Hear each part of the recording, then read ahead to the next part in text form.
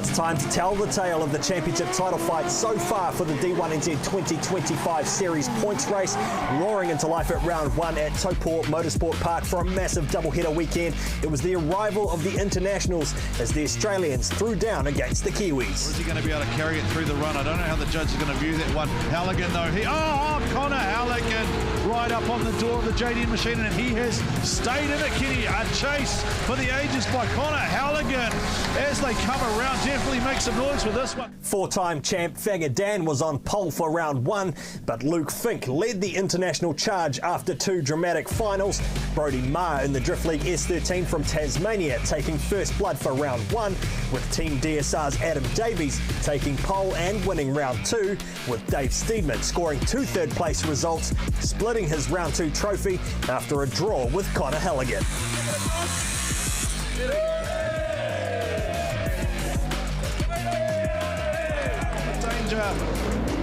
Kurt Blackie has had the angry pulls for lunch. He's right on the door of Clayton Daly out in the lead position. Round three of the D1NZ Championship title fight brought the teams to Auckland City at Go Media Stadium, the shortest track on the calendar, with plenty of concrete serving up carnage in the top 16. Getting Connor here, and that's what I was talking about. Oh, Connor Halligan!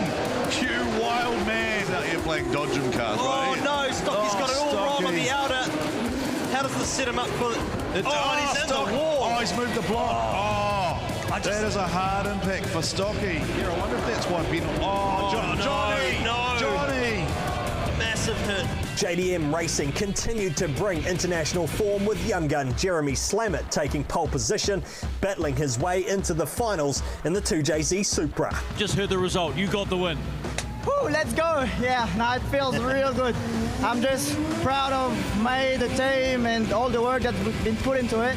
Yeah, I just want to say a quick thanks to everyone watching back home as well. It's awesome. We're going to get this.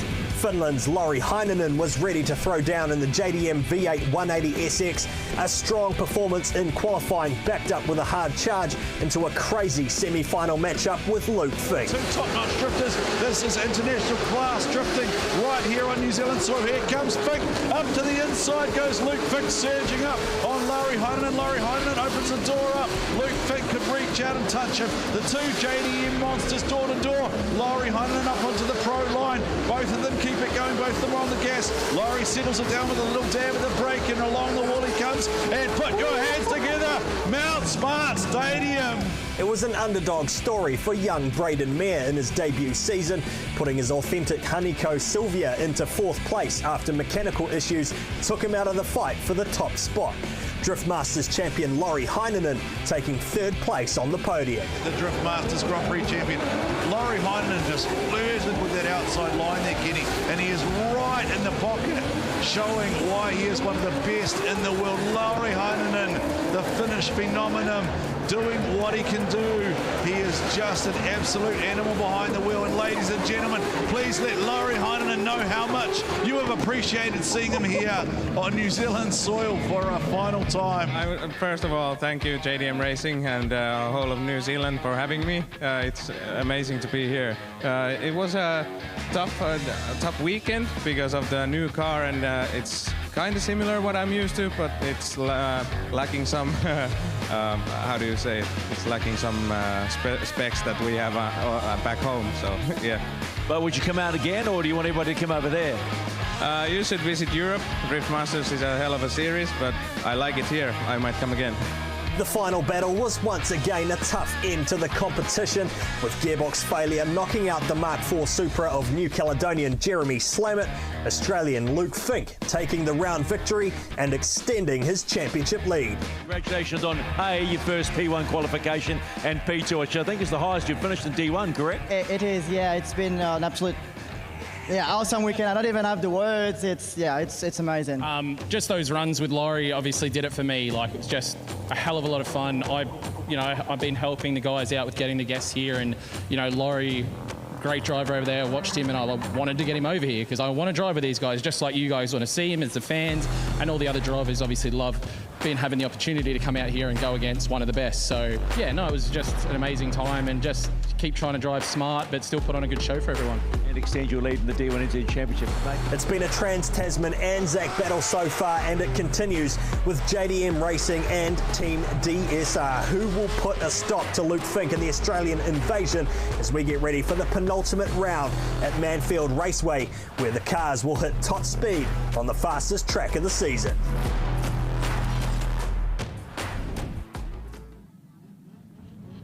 Well, good morning, ladies and gentlemen. Welcome along to the D1NZ National Drifting Championship round number 4, coming to you here from beautiful Feilding in the Manawatū. A nice, strong crowd building here early in the morning.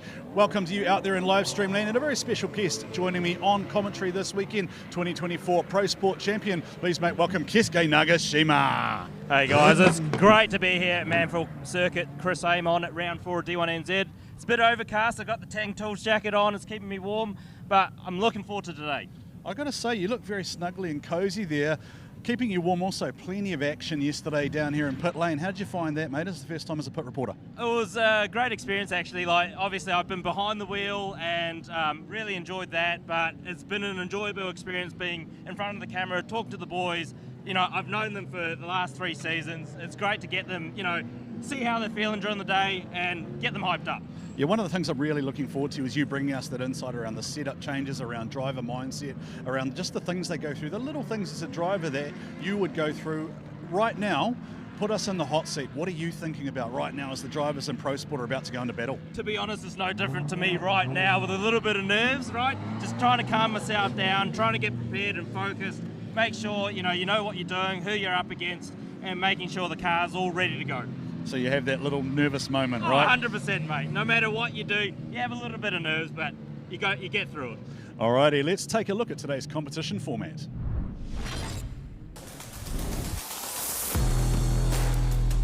The 2025 D1NZ Championship brings together new elements and a new lineup of changes for the competition format. Each driver is scored on line, angle and style by 3 judging officials, with each judge given 100 points to play with all 3 scores now averaged across the 3 judges. Qualifying runs are now also back-to-back to keep the cars warm and on consistent track conditions. After qualifying, our drivers are then lined up in a seated battle tree, ready for door-to-door competition. Drivers need to set or better their qualifying performance in the lead while maintaining the scoring criteria for each event. The chase driver's objective is to match or better the lead car's performance while trying to maintain close proximity. Our tandem elimination system has changed for 2025 with new scoring elements. Each official will now split their points across 3 battle scoring criteria, where drivers need to set both a lead and chase run, now scored out of 100. Each judge will now only score either lead, chase or style, with 100 points available for each official. The highest scoring drivers will then advance into the next round, battling through a top 16, top 8 and a semi-final top 4 before we battle for the final spots on the podium.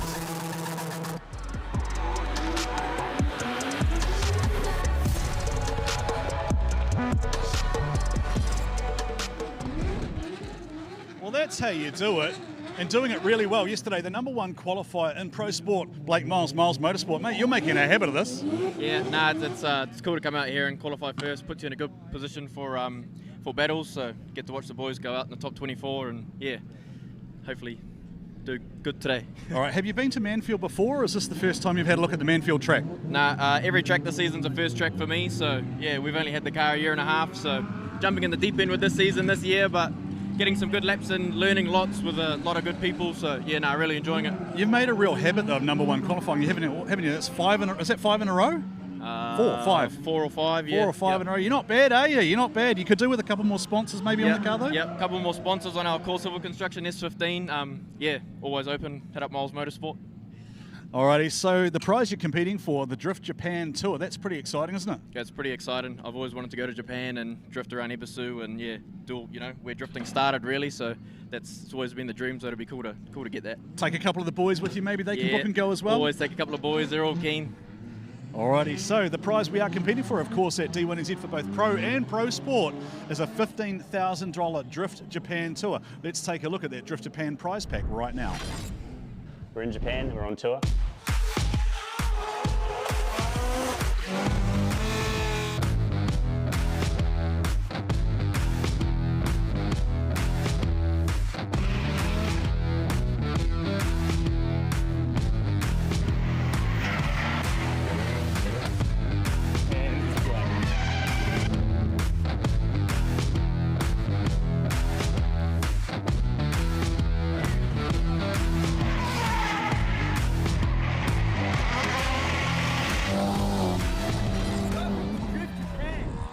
Joining me now, Benny Odgers from Drift Japan Tours. What a fantastic prize, mate. Tell us in your own words, you've done this a few times now. How exciting is it to go over to Japan and drive in the homeland, the birthplace of drift? Every time I come home, I can't wait to go back, to be honest. But obviously we need people to come with us. So obviously a massive thanks to D1NZ for getting us on board and being able to offer the prize for Pro and Pro Sport.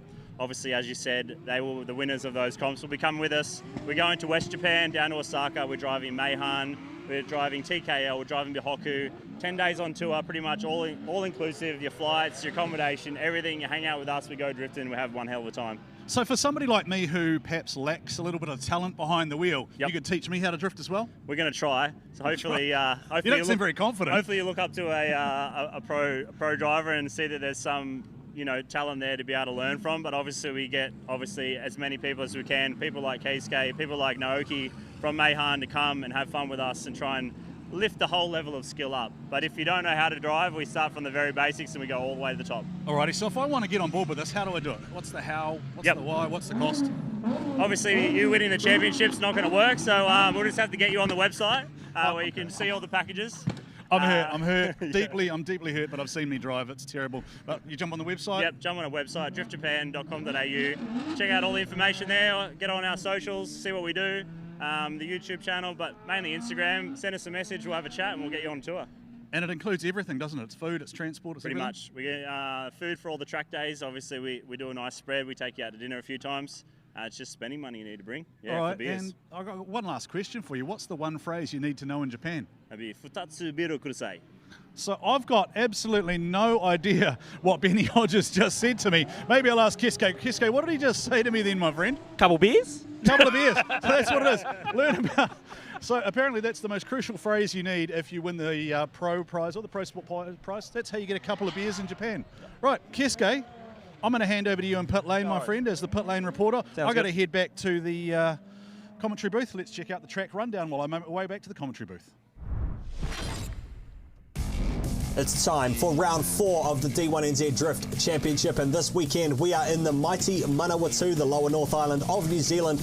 We are set to go drifting at Manfeild Circuit. Chris Amon, rich with Kiwi motorsport history and the Formula 1 legend. It is a fantastic circuit here with lots of camber, a fast-flowing track, and the midsection here is the battleground for the drifters this weekend. For round 4, we see the return of the rolling start around turn 1. There is a start chicane leading up to the outside line through the initiation.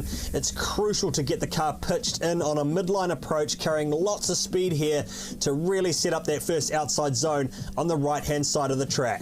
From here, they cut across to the return of the traditional inside clip as a reference point, heading into outside clip 3, which is a touch and go to lay up the approach over the hump and onto the banked camber. It's wide, it's a lot of throttle and a lot of speed to set up off outside zone 4, stretching that diff ratio and the car speed to really throw it in deep. A lot of camber here again, and the judges are asking for a longer outer zone to keep the cars wide before dipping down into that final apex.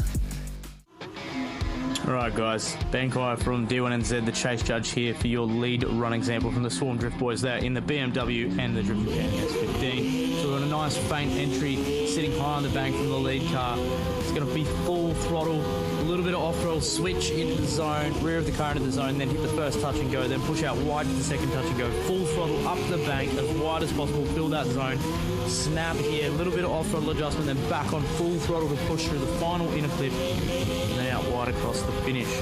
And that, ladies and gentlemen, is your lead run for D1 round 4. Keeping an eye on those 6 major scoring zones will be our judging officials for the event. Former pro driver Matt Kwok, our lead judge, alongside Benkai Bruin, our chase judge from Australia. Tony Gallagher slotting in for style, and the return of former Drift South champion Joel Counter stepping in as our driving standards observer and review judge for the weekend. And these are the set penalties that will mark the drivers down during their laps here. It's important to stick to the judges' line without dropping wheels off the track. Stay away from those ripple strips, straight lining the car, steering corrections, unforced errors, and of course not dropping too far back in the chase run.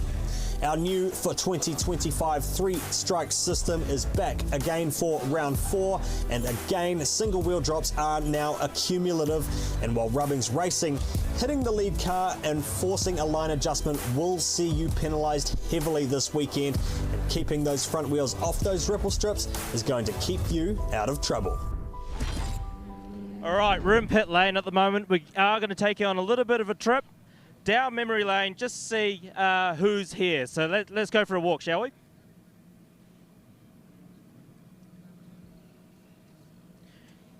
Right. So here's Jake Fastner. She's back for another round, hopefully Bay Park as well. How are you feeling at the moment? I'm a bit nervous, a bit rusty, but I'm feeling good. Just a little bit nervous, yeah. So, I mean, at the end of the day, it's, you know, a car that you've had for a little bit, but you haven't driven it too much? Yeah, I think I've driven it less than 10 times, so yeah. Still kind of fresh, and I'm a V8 guy, and this is a big 2J, so yeah. Hey, mate, I'm an SR guy, so I can't really relate there, but that's all right. I'll give you that. I mean, who are you up against in the first battle? The guy driving Connor's spear car? Sorry, I can't remember his name. Yeah. So, yeah, Caleb Sheehan's obviously the Drift League Tasmania champion, so he'll be a good driver. You can trust him. You have a lot of fun. Cheers, man. Thank you. Good luck. All right, come with me. Next up, C33 Laurel. All right. All right, hello, Zalia. How are you going? Good, thanks. How are you? So this is your first time in D1NZ Pro-SPORT. Yeah. How are you enjoying it? Yeah, it's good. It's fun, different. Yeah. No, good on you. I mean, how are you comfortable with the car? You know, is there anything that you've done over the last, since Friday? How are you feeling? It's pretty much just been the same. Yeah, new car, so I'm just trying to get the hang of it. Yeah. So you're up against Jason Wu in the Eurofighter. Have you driven, in battles with him before, or? I went out yesterday with him for a couple of laps, but yeah, that's about it. Yeah. So you're pretty comfortable? Yeah. Awesome. Have fun. Good luck. All right, we'll keep going down. We go talk to Curtis Lilly, who's the current series champion winner. So, right. So I've just heard in my ear that Ryan Parry has gone through against Kevin Ryan. Kevin Ryan unfortunately had to forfeit. So, all right, here's Curtis Lilly. How are you, mate? How are you feeling today? Yeah, feeling a bit better today. We've ironed a few things out, changed the grip in the car a little bit, and yeah, I was able to run a good line in the last one. So feeling a lot happier today, and just here to have some fun. Yeah. Awesome, mate. I mean, you're pretty aggressive on your chasing. So, I mean, at the end of the day, good, a little bit of practice, bit of confidence. Yep, make you feel good? Yeah, no, it was good to do some battle practice. It's such a fast track. So, no, I feel good and really excited to just go out and have some fun and put on a show for the crowd. It was big. That's all we're waiting for, mate. So, good luck for today. Have fun. Back to you guys. Well, thank you so much, Keisuke Nagashima, doing his thing down there in pit lane, Kenny, even though I'm sure he would rather be behind the wheel. And how good is it to see Zalia Mayer out there, younger sister of Braden Mayer. So a real story there. Our first ever brother and sister competing in D1NZ in the same event. Yeah, pretty cool to see girl power back in the house. We've got Drift Mama in the house too, coming up shortly in the Pro-SPORT Top 32. At the moment, we are just watching the last practice session of the morning for the Pro Championship, so they're just finishing their laps. We've got Jason Wu here with a mechanical lap at the moment in the E92 Eurofighter, and he broke an axle in the last session, so they've just actually replaced the right-hand side axle in the rear there, and just doing a bit of a mechanical test lap there before competition. Yeah, so there's a bit of noise too coming out of the pits too. I think I heard Kevin Ryan is out, so Ryan Parry is through. So I think Kevin Ryan's had a mechanical, and that puts 777 Ryan Parry through. We heard earlier this morning from Blake Miles. He's looking pretty on there, Kenny, and ominous. Maybe this is the track that finally suits that big power, fast flowing S15. Maybe we get Blake Miles aiming for the Snake Eyes here. Snake Eye is always one of those things a driver wants to achieve with, I refer to Snake Eyes as, of course, being a 1-1, so Q1 and then position number 1. But, of course, our current series leaders are all still in the fight, Kenny, so we've got the two youngsters, Corbin, Riley, we've got Guy Maxwell, Smooth Silver Fox, Dean Young, and of course Curtis Lilly leading the championship at the moment, all competing for that $15,000 Drift Japan prize pack. Yeah, and what a performance from Blake Miles yesterday too, taking another pole position in his debut season. He's racked up nearly 4 or 5 pole positions already. It's his first time ever competing in the Pro Sport Series, and never driven these tracks before. So it just goes to show the talent that Blake Miles is bringing to the table. But right behind him in P2 in qualifying yesterday was young Riley McEwen. He was our Pro Sport scholarship winner heading into this season. He's only 15 years old. Driving the 13B rotary-powered FC RX-7. Not only that, I think they run a stock rear end in that car as well. So he did super good drive in that car to really stretch the legs in that car to make the fastest section of the calendar work, because the demise of Pukekohe Park Raceway, this really is probably, in terms of drifting, maybe bar Highlands, it would be the fastest track left in the country, and that entry is just actually so wild. Yeah, and it's actually really interesting too to bring that up now, because I went and clarified with the judges this morning. You and I yesterday were calling a couple of runs, and we were curious about scores and judges perhaps deducting for being slightly inner of where we thought on out of 4 and out of 5. What they actually said was pretty much everyone who got whacked with a big deduction got whacked on the entry. So that's where there are 10 points being lost by a lot of guys just for having a messy entry. So lead judge Matt Kwok in particular being very harsh on that. So all those scores you sort of saw around the 90 or below mark yesterday are all a byproduct of that big entry deduction. So here we go with the first battle of the D1NZ Pro Sport for round number 4 here at Mighty Manfeild. It is Caleb Sheehan, the Tasmanian, and he will lead away from the returning Jake Fastnage 180SX with Solace panel beaters on the side. And how good is it to see Jake back? And Caleb Sheehan jumps on the gas, stretches the legs. Jake Fastnage needs to be close to that, Kenny. That's an almost pro-level entry there from Caleb Sheehan. You can see why he is a champion back in his home. There's a wash there in the chase from Jake Fastnage. Jake Fastnage here perhaps just suffering from either some early nerves, maybe a little driving rust there. Fastnage looking a little bit out of sorts in the chase position. Sheehan just opened the door for him there nicely, Kenny, and that's a great example of a very chaseable lead run. Yet another Australian coming across the ditch, Caleb Sheehan, one of the top drivers based out of Tasmania, doing a fantastic job. First time out in D1NZ and in a borrowed car, no less as well, here in the 235 restricted class. These guys running a 235 radial tyre. They do not run the semi-slick compound and the big wider tyres that you'll see the Pro Championship running later this afternoon. But what a great drive, tipping up on 3 wheels, heading into the what I've been calling the skate bowl this weekend, into the hairpin.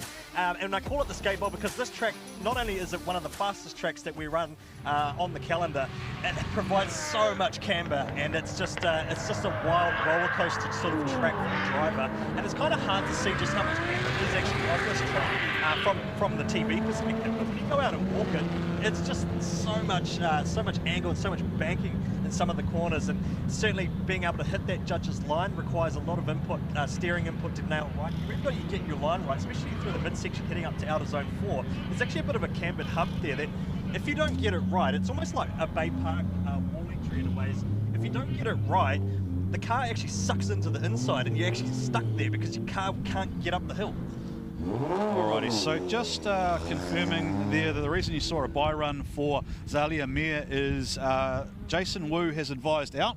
Jason Wu has withdrawn. So Zalia Mir, first time out, she's into the 16 going up against Ryan Perry. Well, if you're going to find yourself at battles, you may as well test yourself against one of the faster drivers in Ryan Perry. So Zalia Mir, first time in competition, she finds herself in the top 16, and that's really unfortunate for Jason. It's kind of a big story because he's been on a bit of a form drive this year. Well, he was sixth in points.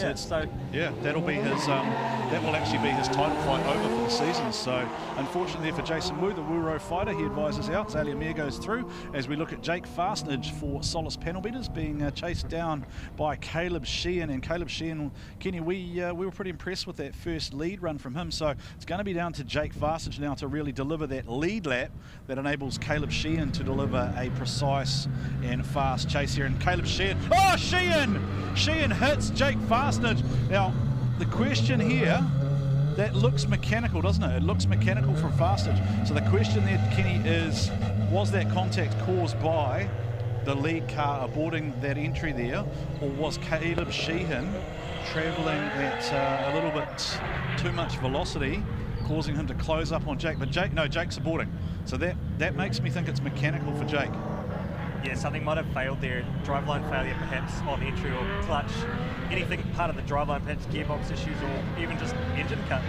Who knows? We'll have to try and get Kesko to give us some live information from down in the pits, but certainly it looks like he's, at first glance, aborted the run in the lead and caused that contact. Yeah, let's have a look. Be interesting to see. I mean, I think Jake's face will probably tell the story, right? As he comes back along the pit chute here towards Kesko Nagashima, our 24 Pro Sport champion. Great to have him on the team this weekend. Of course, Stephen McIver is at the V8 Supercars, Kenny. And Taupo's so much motorsport on in New Zealand this weekend. Yeah, and around the world at the moment too. There's a couple of drifting events happening as well with Formula Drift, Super Drift. The Irish Drift Championship as well underway, I think, this weekend. Yeah, we've got also, for those who are in Auckland, the Foreign Rotary Ultimate Track Day happening at Hampton Downs, so lots and lots of stuff going on. We've also got there's, for those who go in a straight line, hold on, drag races all as right, well. we're down at pit lane. We are just waiting for Caleb to arrive, and we will give the... So the win there goes Caleb to gets the win. Jake, we'll just see what happened there, mate. I mean, that chase is okay, but obviously you lead. What happened? On my chase, I actually had some sort of cut, so it cut out. And then I was talking to my spotter. I was like, oh, we could call a 5 minute, but I'm not here to, I'm not going to contend for the championship. I don't want to waste anyone's time. Just went out, gave it a go, and yeah, it's done the same thing. And unfortunately got smacked in the bum, and that's that. But we'll be back for Bay Park, no doubt. Alrighty. It's a good time to, just go over the car again and make sure that it's all good for Bay Park. You'll be ready, you'll be onto it, you'll come back swinging. Alrighty, we've got cars out on track here. It is the two Carter's teammates, Curtis Lilly and Tyler Knowles, two drivers who know each other very well. And Curtis Lilly, this is very important for him, Kenny, as the current series leader, and he is right in the pocket, but he needs to be very careful not to trap himself like he just did then, and he has cost himself hugely there by being over-aggressive, I think, Kenny.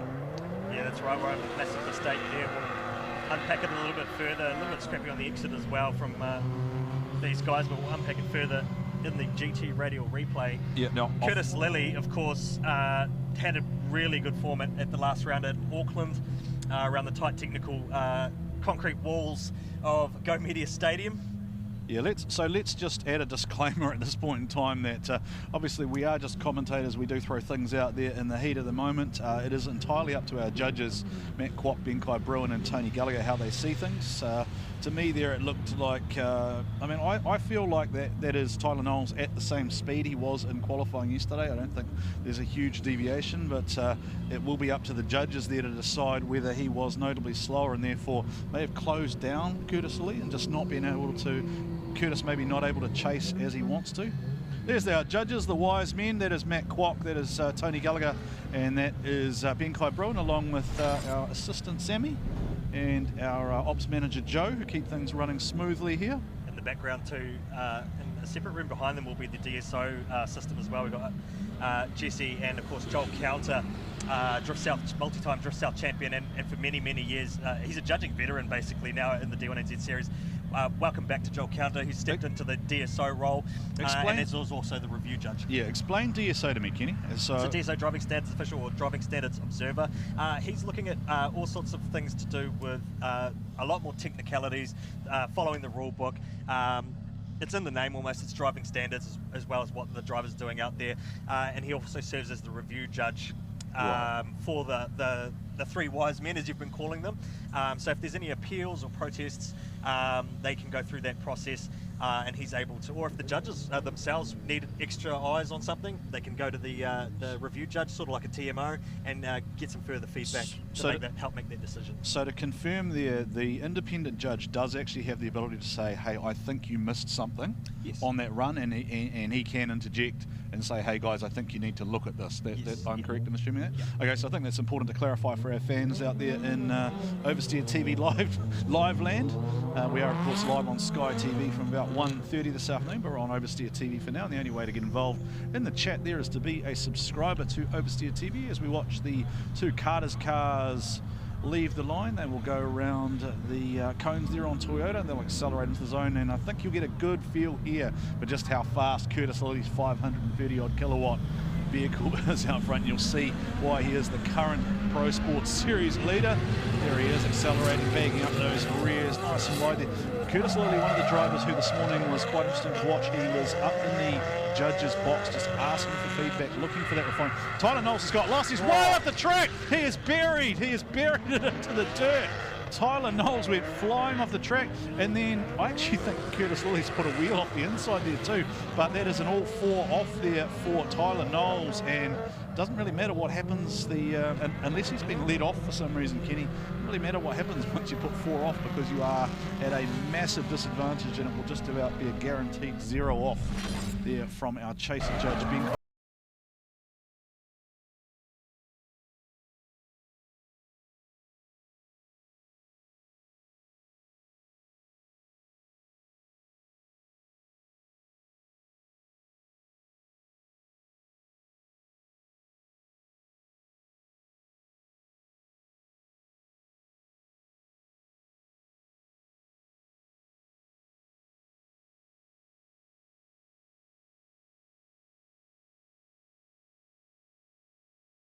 That they had to deal with during practice. If you want to see some of the action with what happened yesterday during practice, head over to Brody Maher's Instagram page and check out the video of the fire that happened with that car. So that was a bit dicey. I saw something this morning that said that video had been shared something like 4,000 times already. That's ridiculous. All right, so down to Keske in the pit lane, and our winner going through will be...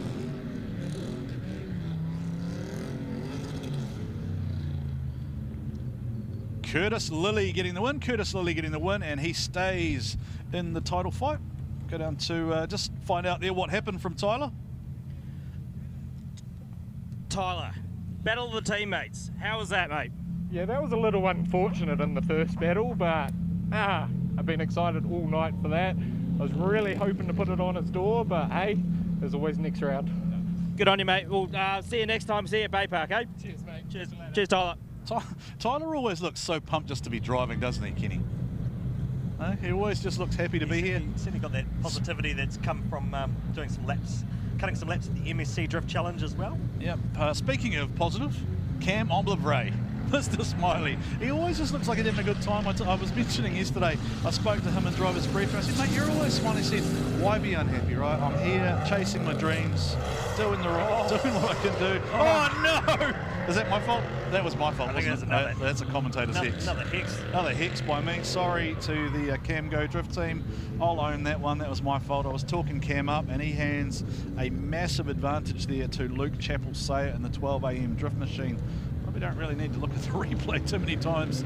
Well, I'm just wondering if there might have been a mistake there in the chase there, just in case they might have double zeroed. I didn't quite catch the chase card there, but it's certainly the attitude that the likes of Cameron Omblivray brings, Wellingtonian. Yep. So this is kind of like his local track almost in terms of drifting, and big drag racing family, big hearty motorsport family, and just a great attitude. Let's have a look here. See whether Kenny... Oh, there. Man, look at that. Hello, everybody out there in the crowd. Give us a wave if you can hear us up there on the back. Hello. All right, let's try something nice and early in the morning. If you know how to do it, throw me a mana wave. Throw me a mana wave if you know how to do it. Show me the hearty mana waves.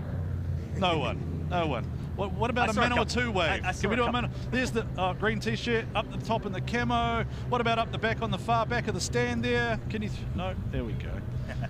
Lots of people in nice and early. And Kenny, of course, yesterday we had practice, and that was by entry by donation to Manchester House, and proudly we raised some money, and we're able to get a pallet of food for Manchester House. So pretty cool effort for the D1NZ family and the D1NZ fans. Well done to everyone out there. And great to see so many people in here nice and early. Now I'm going to do my housekeeping things, so it's slip, slop, slap, and make sure you get some water in. And also don't forget there are some monster trucks here as well. So if you want to go for a ride on the monster truck, it is about $10 per person. You just go down there and see the team at Taurus, parked up next to Reaper. and they will organise that ride for you. As we switch over now, and we see Luke Chappell-Sayer leading away from Cam Omlivray. Now, Kenny, you pointed out before, you thought maybe that could have potentially been a 0-0. We didn't actually take a look at the replay. Yeah, I didn't actually get to see the replay there, but potentially, for all intents and purposes, let's just say the lead car's obviously gone off the track, and perhaps the lead car now has the advantage. Yeah, so we'll talk about in the replay here the technical implications there, because the lead car has to complete the run if the chase car spins, but the chase car doesn't have to if the lead car spins. Is that correct? My understanding of the ruling, I think that's right. Because we have been over this before a couple of times where there is a requirement under some circumstances to complete a lap, which Luke Chappell-Sayer didn't. Which would be the the lead lap if the chase car spins. Sorry, if the chase car spins, the lead driver has to finish the lap. Okay, all right. So Kenny, of course, is our technical expert, our very own homegrown version of Jacob.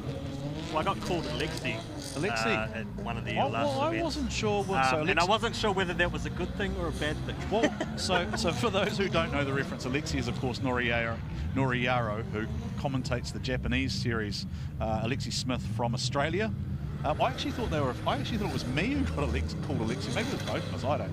Well, someone else also called you and me Dad and Son. Yep. No, that's a common one. Which, for the record, isn't true. No, but we do. But we rolled with the joke. We enjoy the in-house joke, right? Because drifting is all one big family, and both of us have been around drifting for a very long time. And the call did go through. The call there was. It is Luke Chappell-Sayer going through, so that does mean that it was Omlivray zeroed out the first time around. So Luke Chappell-Sayer will go through and Cam Omlivray will go out.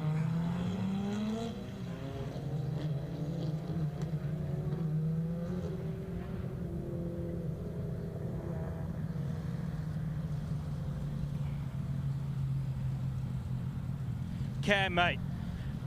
That lead was a little bit off, but hey, mate, that chase is pretty on. How do you feel? Oh, mate, we've been struggling all weekend. You know, we just first practice out, we did the water pump, so trying to get the car together, and hey, we just couldn't pull it off in the lead. But yeah, the chase was pretty good. You know, thanks to all my sponsors, you know, getting me here for my first round, first season of D1, and hopefully we can come back. We'll see you guys at Bay Park. Sounds good, mate. See you at Bay Park. Well done. So. There's some massive action happening in the background there as we were just chatting to Cameron Omlivray, getting knocked out of that one. But a couple of local boys actually. It's Johnny Burns and Troy Brown. And Troy Brown just about came to a complete halt in front of Johnny Burns. Yeah, they managed to scrape through out of that one. Troy Brown, Johnny Burns, and yeah, of course Troy Brown. Certainly, this is one of his favourite tracks, but maybe just by being a local. Yeah, Johnny Burns out of Wellington with the Max ECU sponsorship on the side. Done Troy Brown with Flex roofing on the side. So Troy's done a lot of work with Manawatū Car Club, and he's been around for many, many years. Certainly one of the OGs of the early drifting days down here in the Lower North Island, and certainly getting a taste of the action out there today in the 235 class. And I think he's on a 215, his car. Alrighty, so we take a look here at that massive crowd building in behind Kim Thorley, Drift Mama, and Jordan Richards from JR Drift, and we're just about locked in with, we are in fact locked in with one side of the tree. So already through, Blake Miles will battle Caleb Sheehan, Ryan Parry versus Zalia Mir, Aidan Daly versus Luke Chappell-Sayer, and Sam the Mo Rowson versus Curtis Lilly, and that will be our top 16 on the left-hand side of the tree. Johnny Burns will lead this time with Troy Brown. Troy looks much younger in his profile photo there, if you know Troy Brown, the local man. He's got a lot more beard in real life. These guys battling for a spot into the top 16 against our P2 qualifier yesterday, Riley McEwen. Johnny Burns now takes the lead in the Max ECU S14. So if you have just joined us on the broadcast, you are watching the 235 development series. So these guys are all on radial tyres. You are generally watching drivers with slightly less experience, slightly less laps on the board, and they're just finding their way in the sport. And Troy Brown, now that's all sorts of ugly there. Now, I don't quite. Troy's peeled right off, and I just wonder how beached he was, and he'd actually just get enough speed to cut right through. I think he's just cut through. Yeah, he has it. So that was weird, right? Because Johnny Burns was offline and way out where he shouldn't have been. So he dropped the wheel, which then in turn brought Troy Brown up alongside him. But then Troy probably should have got out of that and allowed Johnny Burns to transition back the other way. So they're probably equally. Yeah. This might be one of those weird double zeros. Well, we just need to pick it apart because it could potentially be a shared fault, and so that's a little bit hard to pick without a replay there. So. Yeah, definitely a wheel off there from Johnny Burns in the lead, which means he was offline. But yeah, then equally Troy probably ended up in a spot he shouldn't have been. So I think that would have been a deduction, but it would have been a run that they probably both could have continued if Troy had it just backed out of that. So I think that's probably that. I guess you put it down to that experience factor. Troy's done a lot of laps, but probably not so many laps in a D1NZ competition for. He's one of the tutors, one of the guys here who runs a lot of the backtrack tutoring at Manawatū Car Club, but we don't see him that often other than in the home round here at Manfeild for D1NZ. And here is the result, and it is Johnny Burns going through, so Troy Brown. Johnny, mate, how's that? How's the battle? Oh yeah, pretty hard to chase it when he's spinning, but shit, I'm just stoked to be here, eh? The track's amazing. The guys have been putting on a fucking amazing event, man. It's been so good. No, good show, mate. Bring on the next one.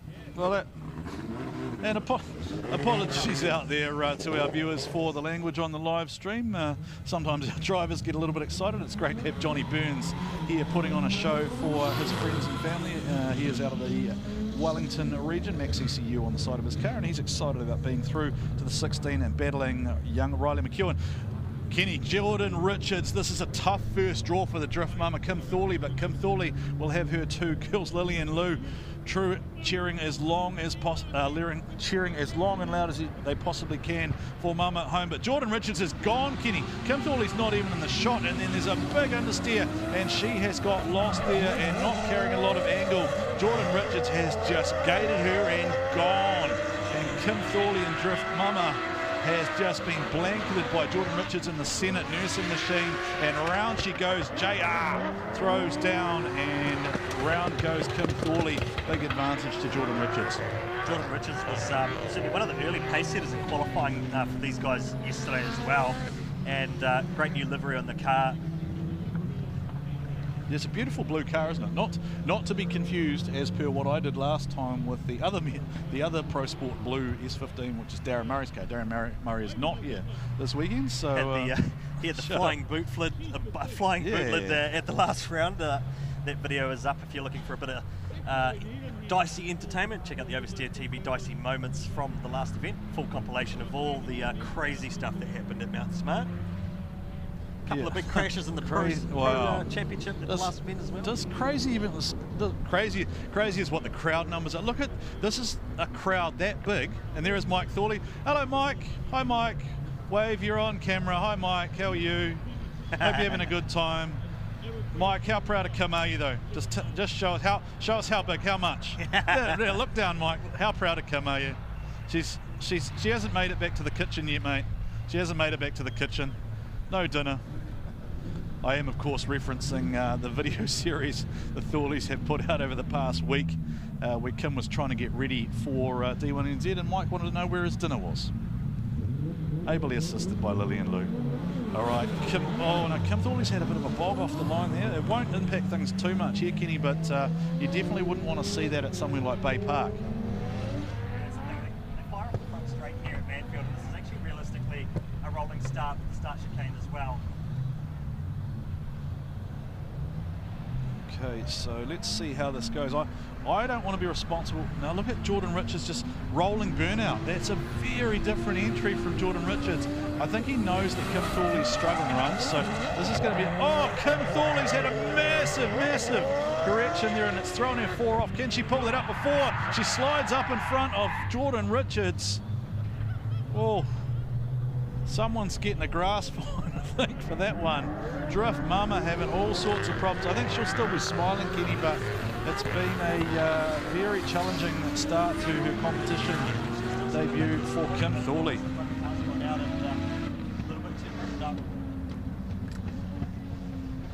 So I think we'll probably have a chat with Kim just to see how things went. Look, I'm pretty sure it'll be Mike's fault. I'm sure Mike and the boys have probably left something loose in the car that's not to Kim's liking. We do know that they had the gearbox out of the car yesterday and it needed a whole new clutch, didn't it? Before, so it did impact her a lot. I think we sometimes underestimate how much of an impact it has coming to a brand new track. Kim's never been here before. She drove a total of about 10 minutes at Jamboree recently. There it is. Jordan Richards goes through. But I think I believe Keske is going to try and grab a word with Kim Thorley just to see how she's feeling if possible. Yep. We'll have a quick interview with Kim if we can. There are cars on the line waiting to go, but yeah, it's unfortunate. First time doing it, you can't blame her, right? So. Keske, I reckon it's probably Mike's fault, mate. So I think find out what Mike did wrong. Kim, obviously you had some clutch problems yesterday. How'd you go? For today, oh, not too bad. Yeah. A bit of nerves? Yeah, just a little bit, but I'm still having fun. Good. That's what we like to hear. Good on you, Kim. Alrighty, thank you, Keske, bringing us all the action from the pit lane as we see Chris Mildove out of Otaki with a big fast flowing initiation there, and Isaac Aldridge in the landmark Holmes BMW. He's going to stay on. Is he going to stay? I always think he's going to fire off the track, right? Let's just watch this play out here. Oh no, Chris Mildove overcooks it right to the end. That was the best driving we've seen so far from Chris Mildove. Section there, if he just cut past those, he would have thrown down some big points on the board. All right, so my apologies if you can't hear Kenny that well. We're just having a few loose connections here, I think. Shaking and vibrations maybe from the cars going live and loud here. Sounds like it's all right to us. If you are out there in live stream land and you're experiencing some intermittent feed from Kenny in particular, then please let us know so that we can try and rectify things. As always, you are our eyes and ears, and sometimes you guys pick up things that we don't necessarily see or hear or feel or whatever, as we check out again that big crowd that is building here at Manfeild. Kenny, I have not seen a crowd like this for many a year here at Manfeild, and they are here early, they are passionate. I'm told there's a big line right out the gate at the moment, so if you are if you're in the Manawatū area and you're considering coming down, I would come now, because actually the car park is full. The stadium car park is full, and we've now filled a paddock outside, and we're into the third paddock. So if you are in the Manawatū region and you're considering coming down to check out the pros this afternoon, then you will want to get here sooner rather than later, or you'll be basically walking from the main road just about to get into the venue. How's that, Kenny? Is that better? No, I can't.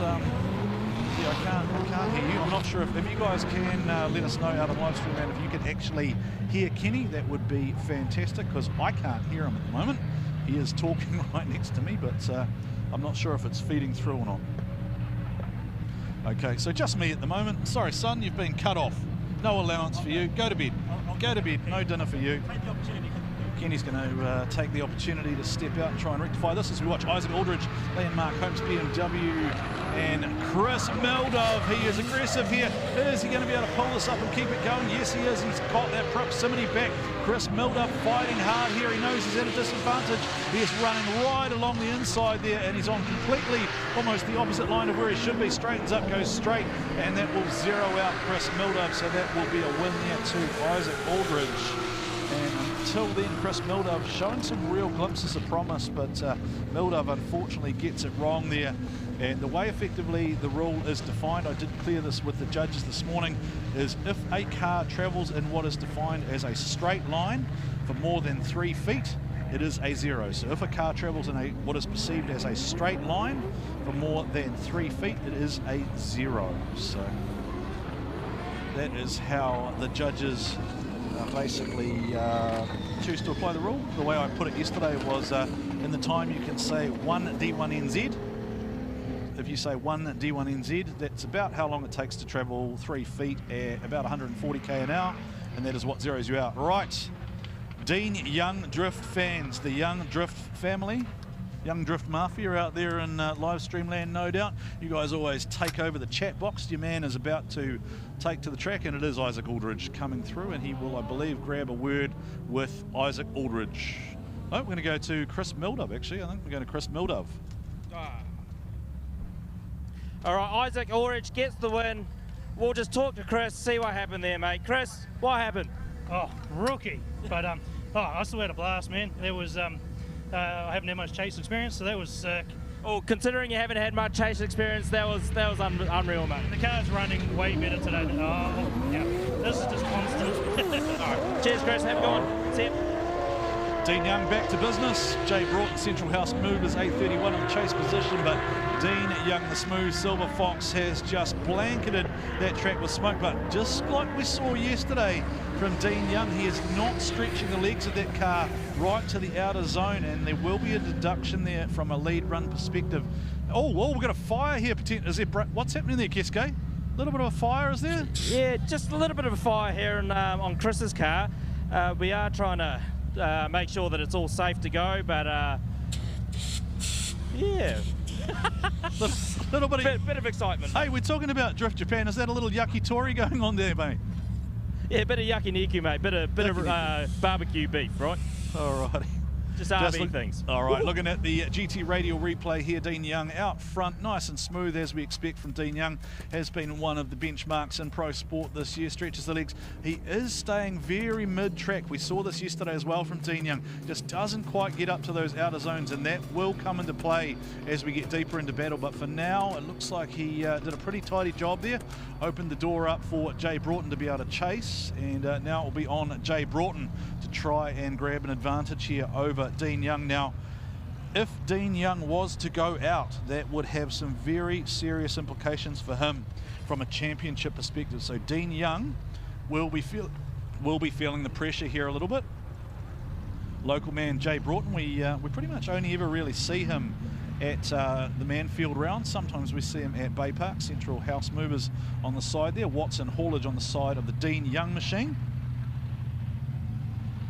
Now again, we are talking about the Pro Sport Series. So these guys are the development series drivers. They are on 235 wide radial tyres. So there are no semi-slicks on the rear of any of these cars. They are allowed to run a semi-slick front tyre, but again, it is the development series, 235 wide radials.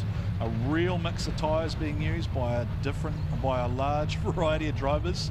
And let's see what Jay Broughton can do here in the old school reminiscent A31 Safiro. Dean Young showing that form, showing that skill, showing that consistency that he has at his disposal. He's just got to sit there in the pocket and try and force a mistake here from Jay Broughton. Jay Broughton doing a nice job out front here. Is he going to hold that on track? Yes, Dean Young just about makes contact. Jay Broughton, did he choke up there? That will be the question the judges will be asking. Jay Broughton, did he lose a little bit of momentum there? Dean Young just about made contact. I don't think he did, but it would have been a bit of a puckering moment there for Dean Young in the chase position. I think we'll have a look at the GT Radial replay here in a moment. Dean Young certainly cranked to angle much earlier than Broughton did. And he looked pretty smooth, pretty flowing, pretty consistent. Jay Broughton not really doing anything. We've still got a little bit of fire extinguisher being applied here for Chris Mildove. What's going on, mate? Yeah, it's one of those things. What happened, Chris? Why was it smoking after he came in? It's been breathing pretty heavily. We've struggled all season with it, try and get it to run without hitting oil cut. So, but today's the best 4 laps we've had all season, so I'm not complaining. Yeah, 100%. I mean, a little bit of oil, it's to be expected, right? I mean, I think a bit too much oil. Yeah, a little bit too much for liking. Yeah, 100%. Or in a catch can at least. So you would try that. Yeah. Awesome. We will go to Dean and Jay. Just waiting for the graphic to come up, and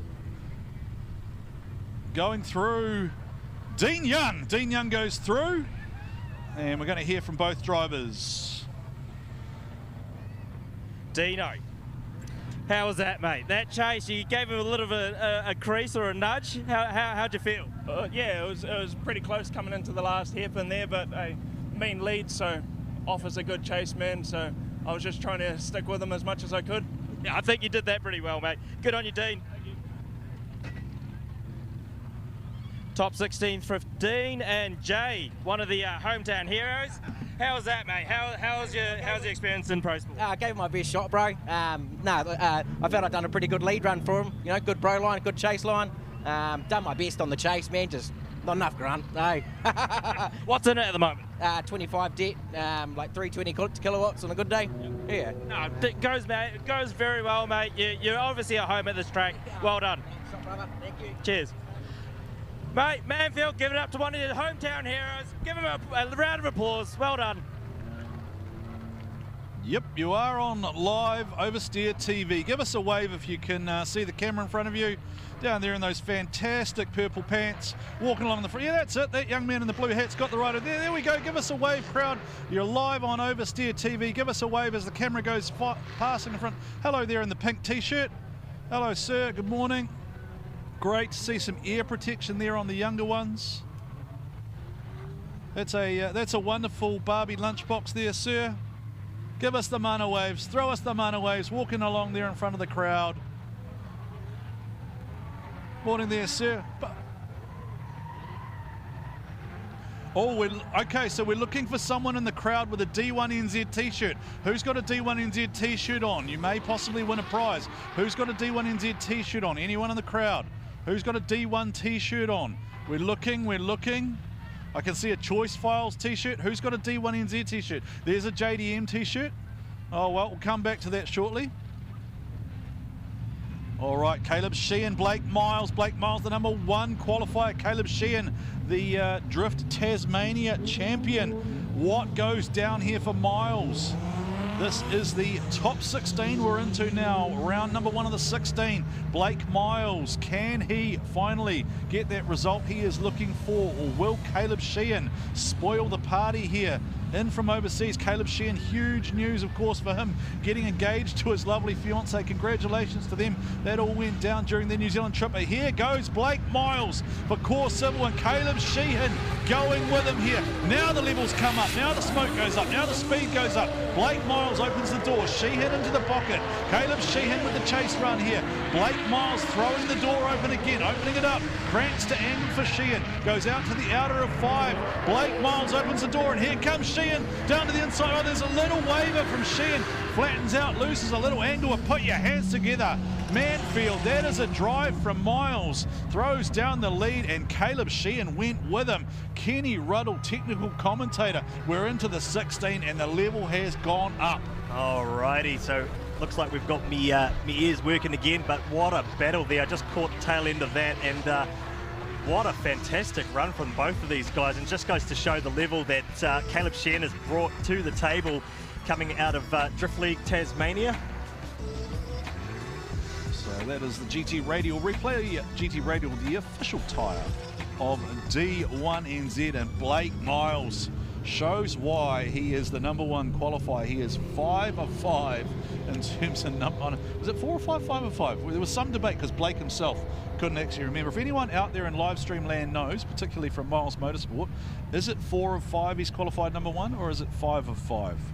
Someone let us know, because Kenny and I are getting older these days and can't remember every single fact and figure. Surprisingly enough, also, Kenny, you and I get things wrong from time to time.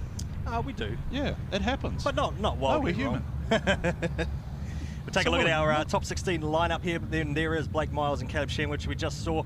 Ryan Parry will line up against Zelia Mir. Aidan Daly will be next up after that. Aidan Daly will be up against Luke Chappell-Sayer, Sam Ralston, and then Curtis Liddy will be the left side of the top 16. Of course, this will be the first preview, I think, for the Halligan car heading into Bay Park, where we will see the Drift Game star. Ryusei Akiba? And we'll actually see that car again this afternoon too, with Brodie Maher behind the wheel, because developing story that happened yesterday, if you've been living under a rock, you won't have yet seen the video of the fire from Brodie Maher's car. Been shared over 4,000 times already. Brodie Maher had a massive fire, and he will be driving as a result of that. This Halligan Motorsport team prepared entry in Pro this afternoon in about 2 hours time. But Caleb Sheehan is doing a good job. Oh no, Caleb Sheehan drops a tyre off, and until then, Kenny, I feel like he might have done enough. Maybe we might have seen one of those one more time battles. Sheehan drops a tyre though, and that will be a deduction, and Blake Miles was there or thereabouts that whole run, and it's going to be a pretty hard ask, I think, to see that result going any other way than we may have called it earlier. But as of course we always say, we are not the judges. There is a lead judge, there is a chase judge, and there is a style judge, and they are the three judges of fact. Mac Kwok on lead, Ben Kai Bruin on chase, and Tony G on style. So let's just play out the GT radial replay, and then I believe we are actually going to hear from our judges just to talk us through a little bit of what they're looking for here at Mighty Manfeild. Fantastic fielding here on a sunshiny day in the central North Island. So Blake Miles doing a great job in the chase there. Just keep not pushing too hard in the chase with trying to close the door at the end of the run. But honestly, the lead car would have threw down such an advantage right up until that dirt drop, and that penalty would have cost him a lot. Yeah, so we lock in pretty quickly there, and it is Blake Miles going through. Blake Miles goes through, and we're going to go have a chat with Blake Miles. Blake, mate, he put on a pretty good chase in here, but I mean, your lead was unreal. Yeah, I just tried to throw down that 100-point lead, open the door for him to get a good chase. We know he's been fast all weekend, so I just wanted to be on his ass on the entry. Still got a bit of a gap on us, but we made it to get it back. Yeah, well done, mate. See you in the next one. Blake Miles is looking pretty comfortable, isn't he? There? We are with, obviously, Caleb Sheehan, championship winner of Taz Drift League Taz. That was a pretty good show, mate. Yeah, I knew I'd be up for it this battle. Obviously top qualifier, so really good driver. Yeah, I just put all I had on the table, and yeah, had a fun. Well done, mate. For your first time in the car at the track, you've done amazing. So well done. Good weekend. Kisko's getting excited down there, isn't he, in the pits? All right, let's go up and chat to the three wise men. Hello, gentlemen. Ben Kai, looking relaxed as always. Mate, always chilled. It's a good time. New Zealand's a great place. Hey, mate, just out of interest, rumours you tried to show us how it was done yesterday? Hell yeah. I gave it a red crack. I went wada, it went waboo, and I went hey. And has anyone gone wada today to get that 100-point run, or not quite yet? No one's done the fence trick. If you do the fence trick, you're winning the championship for the weekend for sure. Alrighty, hey gentlemen, I don't want to hold you up because there are cars releasing off the line, so we'll catch up with you later on. Focusing right now on Ryan Parry and Azalea Mere. Azalea Mere into the 16. Fantastic to see more fast females in the sport, but Kenny, this is going to be a tough battle against Ryan Parry because he is fast. So Ryan Parry, Azalea Mere. Ryan Parry was throwing down with Darren Murray, and in fact, most of Ryan Parry's battles have been spectacular as well so far this season, as we see the Parry machine out in front, Red S14. I just want to see Azalea Mere stick this lap, right? I'd love to see it just hang out there and sing. We know those C33 Laurels, they can be a bit of a handful, right? Because they're a different type of weight transfer there. I think I used the word laconic last time to describe it, but it is great to see Azalea out there in chase position, but that will be a zeroed out run for her there with a few little issues, but she should be proud of herself, and I know she'll still be smiling and Mum Dad. When you step up into the pro sport class with not a lot of competitive laps under your belt, you can do a lot of grassroots driving, but competition's a whole different world, right? It's almost a completely different ball game to what you see in grassroots land. But certainly stepping up, where I'm heading with this is that you actually learn a lot chasing a more experienced driver. And I was just noticing there her entry was super calculated, and just the way that she was approaching that lead car, I could already tell that she's actually learning straight off that experience that's happening out in the lead, and certainly from where she was practicing yesterday and coming through the ranks, as in drifting, if you can go out and chase a more experienced driver, you actually learn twice as fast. But you've got to have that trust, you've got to have that confidence in that lead car in front of you, and sort of watch what's happening out in front of you and try and replicate and mimic what's going on. And different drivers have different line approaches too, so that can be awkward for a guy or girl trying to learn and progress through the different ranks of different competitions, because certainly in D1NZ, the judges often round to round change up the line approach, change up the clipping zones, the scoring areas, to try challenge the drivers and try to do things that aren't exactly natural to what the natural line would be. I don't think you can underestimate either how difficult it is to come to a track like Feilding. Feilding's a real driver's track, so Zalia Mir will lead this time and Ryan Parry will have the chase. And where I was going to go with that, Kenny, is that no one has a lot of data on Manfeild because we don't come here very often. Unless you're one of the locals or from Wellington, you're just not going to have many setups in the bag, particularly in the Pro Sport Series, that enable you to really get dialed in straight away. So most of these guys have only had maybe 6 to 8 laps on a completely unfamiliar and very fast track. So here we go, Zalia Mir. Come on, girl. Get it in there. There we go. She gets it to angle. This is looking a bit better from Zalia Mir here. I just wanted to stick this lap together. I want to hear a massive cheer, a massive clap for her as she comes back around. Hang it together, girl. Come on, Zalia. Get it through, get it through. Oh, stacks it in. Stacks it in, stacks it in, stays in it, stays in it. Glides it out of the section, and there we go. She sticks the lap. Ryan Parry does the right thing, just sits back there. So that's a good example of a controlled drive there from Ryan Parry. He didn't need to put any pressure on Zalia there. What you don't want to do is damage your car. You don't win in effectively the early round battles, right? You've got to be there to fight your battles later on. You don't want to damage your steering. We're getting too close in the chase. You don't want to be inactive either. But Zalia Mir there sticks it together, and that is the most complete lap we've seen from her this weekend. So a nice drive from her. She grabs a little bit of inside there. Awesome effort in the skate bowl. Actually, I was really impressed with the angle thrown down, and then managed to get through that inside apex. Potentially dropped the wheel over it though, but great drive. And you'll just see that calculated drive that she has on the entry. The approach that she has, still learning, still feeding it through, and just not dialing in too much aggression, too much angle straight off the bat, especially at a faster circuit like this. So this is that awesome angle stick up on the outer zone 5 and down to inside clip number 6, out to the finish. Yeah, look, great drive there. There's a deduction there, right? But if I'm Zalia Mir's team, I'm going upstairs now and I'm saying, look, Matt Kwok, can you just give me the lead score for that run? Like, you go and grab that one and you go, as a driver looking to build confidence, what did I get that time, right? And how do I overlay that with every other lap I've done this weekend? And where am I progressing to? So, Keske, let's hear from maybe Ryan first, and then I'd love to hear from Zalia Mir. Ryan gets the win, but let's talk to Zalia Mir. Let's talk to Zalia. She's got to be pumped. Getting the helmet off there. She gets the helmet off. There she is, Zalia Mir. Unreal. Like that lead that you just did, that entry into that last quarter, you must be happy with that. Yeah, I was pretty proud of that one. Yeah. I mean, your first time in pro sport. Yeah. Sorry, how old are you, if you don't mind me asking? 17. 17. I wish I drove like you when I was 17. Holy heck.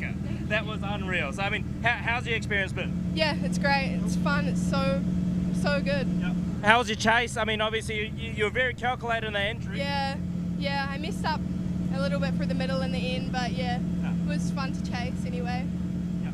What would you say to any other female drivers that wants to get into drifting like you? Just do it. Just send it, yeah. Good advice. Awesome. Well done.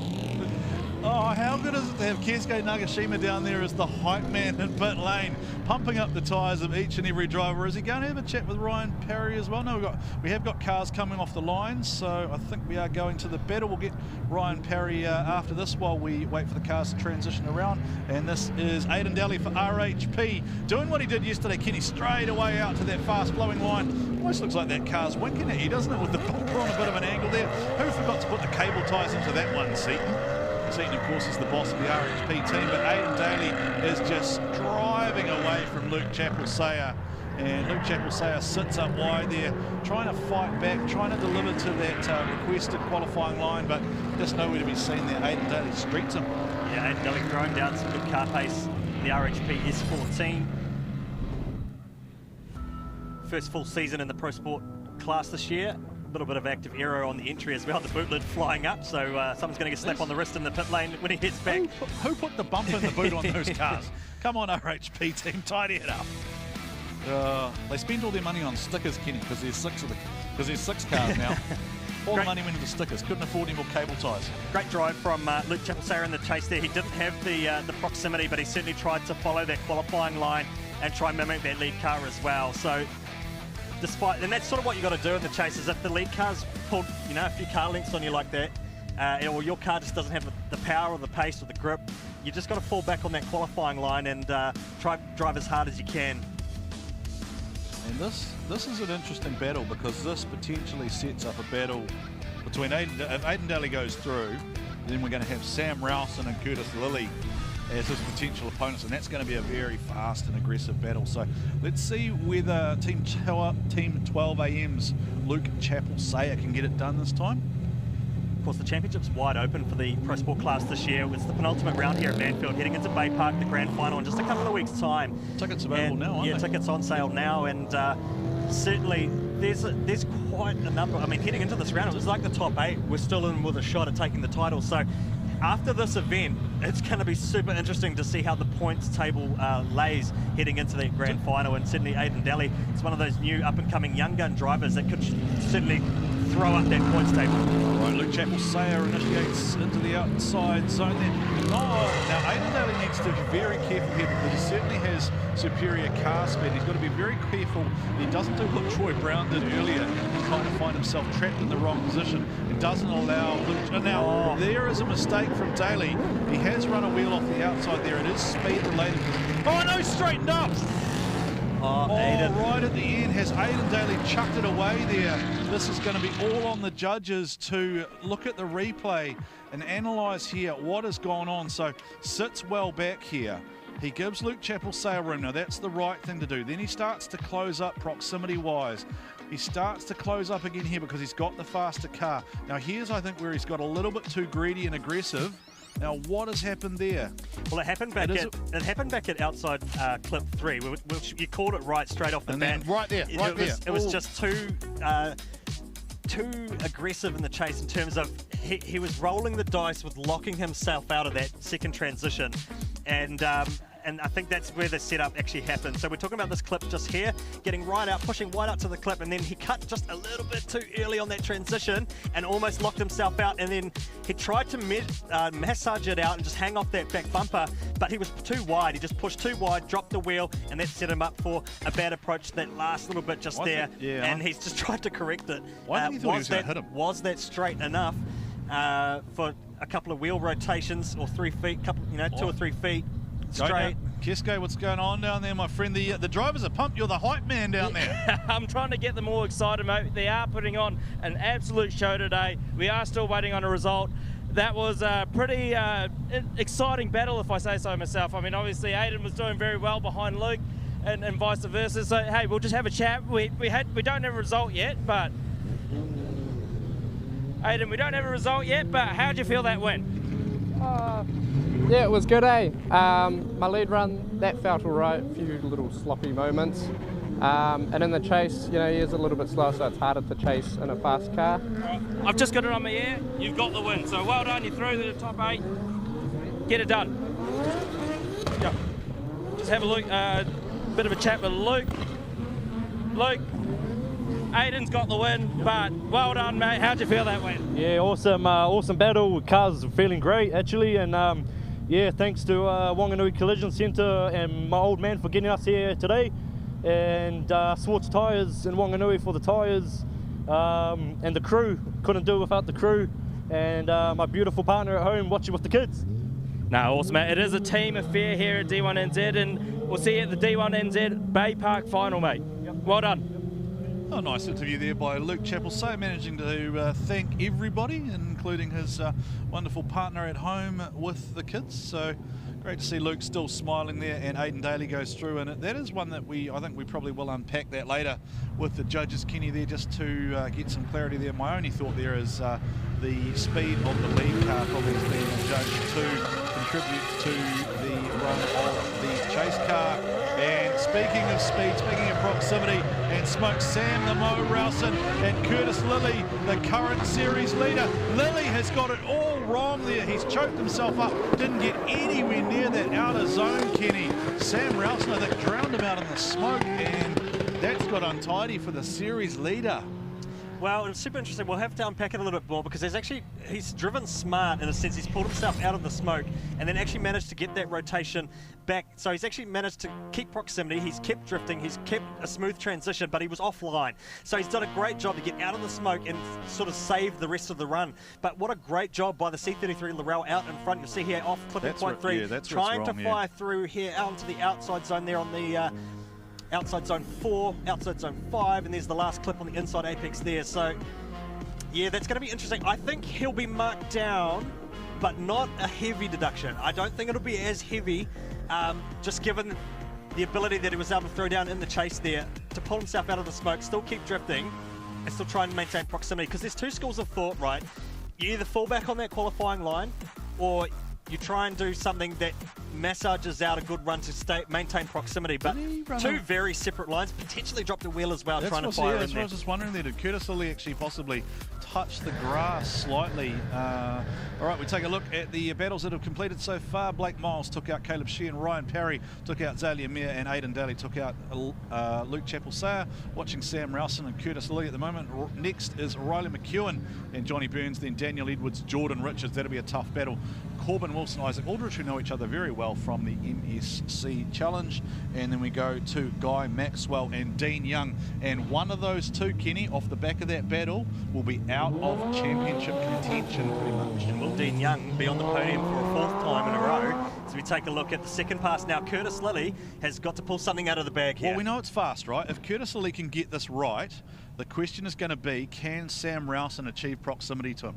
Right, Sam Rowson needs to go with what is one of the fastest and most gripped up cars in Pro Sport. So let's have a look at what happens here for Curtis Lilly. Carter's your building partner on the side of the current series leader, and that potentially could change after this battle. Now, Rowson has done a good job there maintaining proximity to Curtis. Oh, Rowson runs off the inside. Rowson runs off the inside there. If he does it 2 more times, he will zero out. 3 and out, 3 touches, and you zero out. So Sam Rowson got it wrong. Is he going to shortcut the inside there? Did Curtis Lilly shortcut the inside there potentially, Kenny? Curtis Lilly doing a much better job. He looks much more comfortable leading than he does chasing. So here we go, GT Radial replay. Unpack it for me, Kenny. Well, the question's going to be, I think, both drivers making a singular mistake that could potentially cost them a set of points that may actually force this OMT just at first glance. The question is going to be, have they done enough in their respective leads to take the win? That's where it's going to come down to, because both of their chases were messy, and that's where the difference is going to lie. So Curtis Lilly certainly throwing down a great lead run. And the more replays you see, the more you think the judges are deliberating very close. So that's a deduction there. Yeah, the chase cutting in a little bit too much, bit too big bite of the inside apex. But then we know that was where Curtis Lilly was untidy, right? So if you overlay that, it'd be great to know if like an inside shot or a high drone maybe would be something that maybe we could have a look at. Look at that crowd. Hello down there in the crowd. Are you having a good time? Give us a wave. Hello. Put your hand up if you'd like something free. All right, send a bill to. We're not allowed to do that one anymore. We've had that one once before. Thank you to Repco, who've been supporting us for a little while. Thank you to 10 Tools, and we are waiting for a result to lock in. Hello to Joel from our recovery team there, who is one of the yellow shirts. All right, and do we have a call? We do. Sorry, Kiske is practicing. Yeah. Oh, look at that.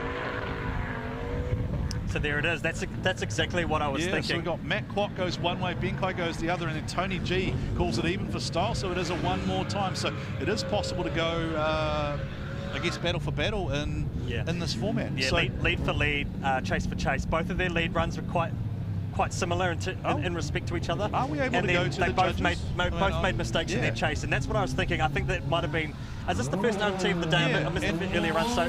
First OMT of the day, and if unfamiliar with drifting, OMT, one more time. So it's a sudden death matchup. They get to go one more time. They've got to find a decision out of that run. Yeah, and I was just thinking while the cars were scrubbing, if we could possibly talk to our judges, because we are working a different format this year where we've got a lead judge, a chase judge, and we have a style judge. So I would love to check in with the judges possibly.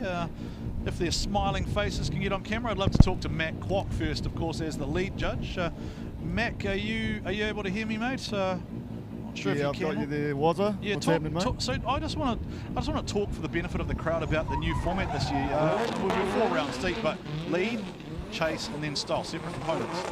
Yeah, 100%. So for myself, lead, pretty much I set out the line that we want the lead car to do, which is aiming for a 100-point lead to allow the chase car to do a very good chase. So very dominant in this first turn. You've got to get through the sweeper well to be able to set up the rest of the track. So we're marking down quite heavily on that. Can you expand on that, mate? Because you said to me this morning, look, a lot of the guys who are losing 10 points are doing so right on entry just by being untidy, messy, just not getting that entry right. Yeah, if you know, we want them to be wide around the sweeper and then wide through the centre here. So if you run the inside and inside, it becomes very unchaseable. Well, you can't get right up next to the car. So you've got to be docked heavily for it. So it is what it is. All right, cars are away, so we will go to Tony G later in the broadcast, but thank you so much, Matt Kwok. Of course, very experienced drifter, speedway driver, off-road racer, motocrosser, jet skier, jet boat, pretty much if you name it, Matt Kwok's owned it at some point in time and also probably fallen off it or hurt himself on it. All right, Riley McEwen, the 16-year-old, he is a talent behind the wheel, four-wheel drive warehouse on the side of that car, and Johnny Burns trying to chase him down, trying to capture. Oh, Johnny Burns, he's got all sorts of straight there in the chase position, Kenny. Riley McEwen just needs to deliver this rest of this run nice and clean, and he is going to be at an advantage because Johnny Burns got lost there and got very straight, Kenny.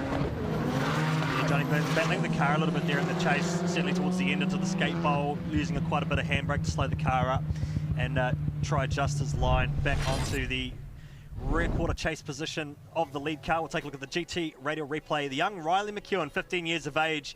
I aged him by a year, didn't I? In the rotary-powered machine out in front.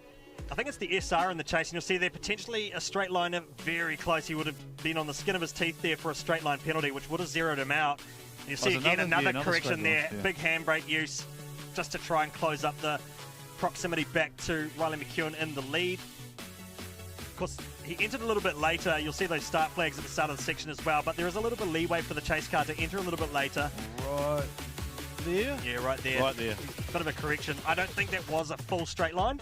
That's just my opinion, you know, as a commentator, but that potentially would have been, and then the big handbrake, so might have just scraped through on the skin of his teeth there, but certainly Riley McEwen throwing down a fantastic lead run in the rotary-powered FC RX-7. Yeah, off a Q2. So Riley McEwen qualified second, and then Corbin Wilson qualified third. So we had a 15-year-old and a 16-year-old, and we also had a 17-year-old and Zalia Mir all competing in pro sport. So we've got drivers of all ages really getting into motorsport in a different manner, Kenny. I mean, it's often talked about that drifting is the fastest growing motorsport in New Zealand, and you can kind of see why, because it is very accessible in terms of you can even jump on a sim, right? And you can even drive the D1NZ cars on a lot of occasions. And I actually just got a message saying that you can download and drive some of the D1NZ cars thanks to Bodhi Motorsports. So that's B-O-D-H-I. B-O-D-H-I. I was having a thrash myself on Sunday trying to do some homework from the judges' notes. I saw that, but you had no handbrake.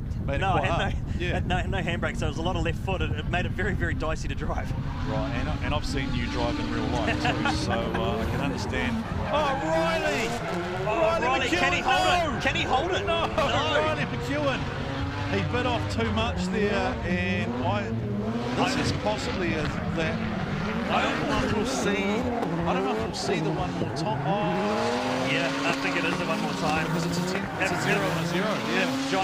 If Johnny Burns' chase run was 0, this would be an OMT for sure. So Riley McEwen just getting a bit hungry in the chase there. No, we don't necessarily see that, because if zero's chase, if we get 2-0 chases, we go off the lead.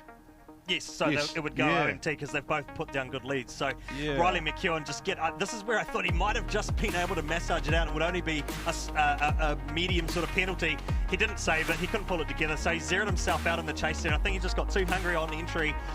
He could have been a little bit more conservative and just held back a little bit there. But Johnny Burns certainly throwing down a lead run there. Yeah, so there are the three wise men on our screen. Probably a good chance potentially to talk to Tony G once once he gathers his thoughts there, because I think this one might actually come down to style component potentially, because we're not going to have chaseable. We're not going to have chase scores there, so I don't think we'll have chase scores. They'll both zero out, so it'll come down to lead along with style. Yeah, and when we talk about lead, there is a correction towards the end there, and just how many penalties lead for lead did they do? So that's where it's going to come down to. If they've both zeroed their chase runs, they've got to take a look at lead for lead. Who did the least mistakes in their lead? Yeah, so that was DSO Joel Counter behind there. Now the fact that Joel has come out of his box makes me think he's maybe seen a couple of things there. We saw Jesse as well, who operates the DSO system. So there is the call. Johnny goes through. Johnny Burns goes through.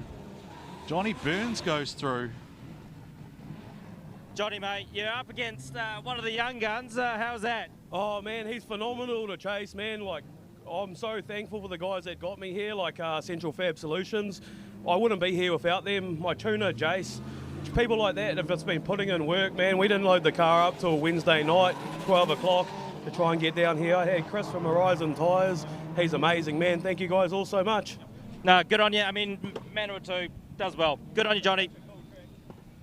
Alrighty, so here we go straight to Daniel Edwards, Jordan Richards. Now this is going to be a good battle here, Kenny. Both very talented drivers, both very fast, both drivers that probably arguably could step up to pro now. And this is our first look at Dan Edwards. But there is that angle again from Jordan Richards. Jordan Richards, 5 years out of the seat, and he does not look rusty at all. With Senate nursing on the side of that car, the Core Civil 180E6 with the 2JZ underneath the bonnet, throwing down, delivering that chaseable lead. And here is Jordan Richards. Here is a run from both drivers, looking good, looking solid, looking smooth there, Kenny.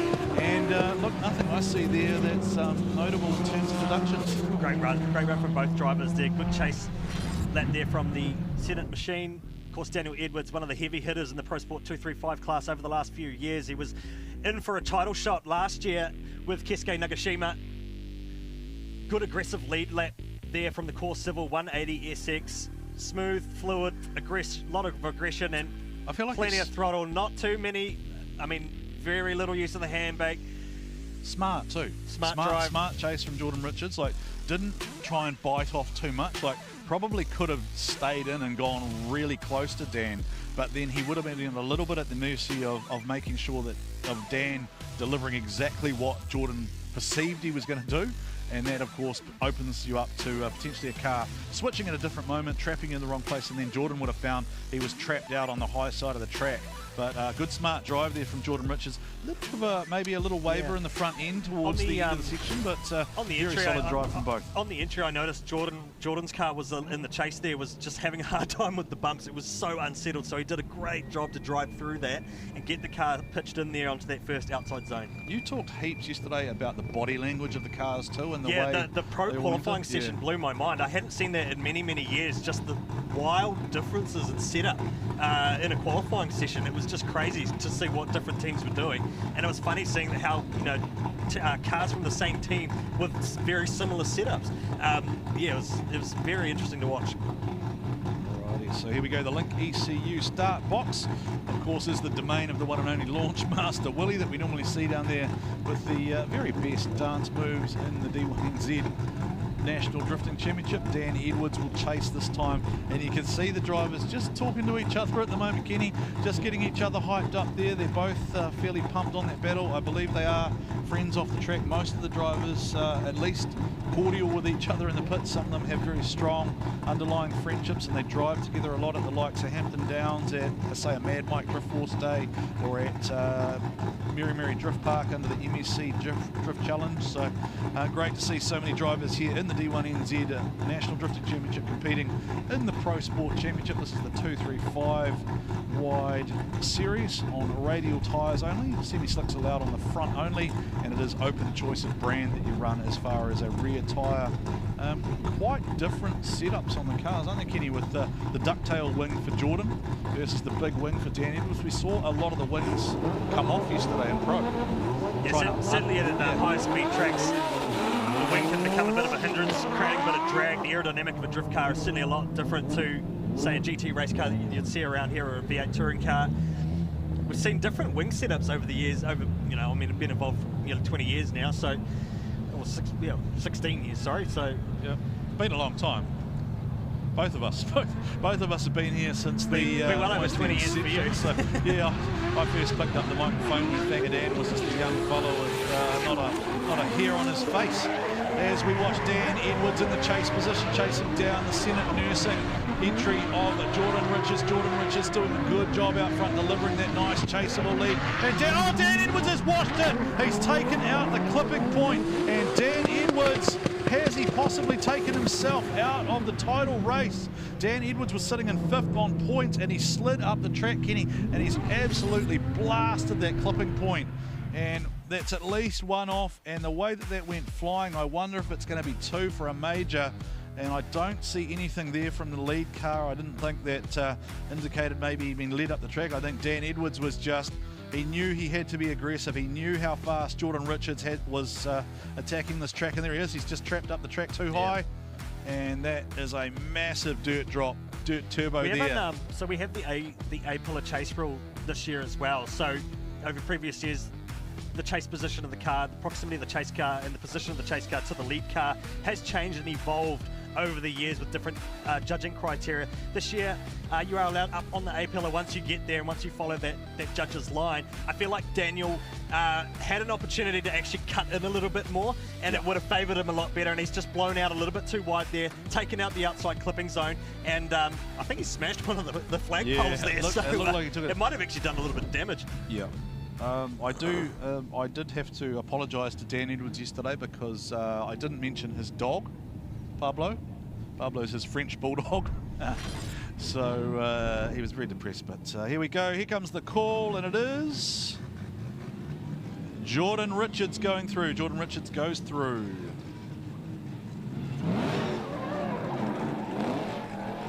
Daniel, mate, championship leader.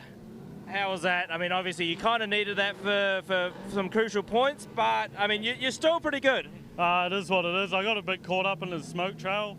Yeah, I don't know what actually happened. It's I felt like it was a bit shallow on the main entry, and which caused me to, I just couldn't see and dove up on him. Obviously, stuck in the smoke, but it is what it is. Yeah. It's just that last corner that caught you out, mate. Otherwise, both of you put on a really good lead, and you know that chase was pretty on. So no, well done. We'll see you at Bay Park, bro.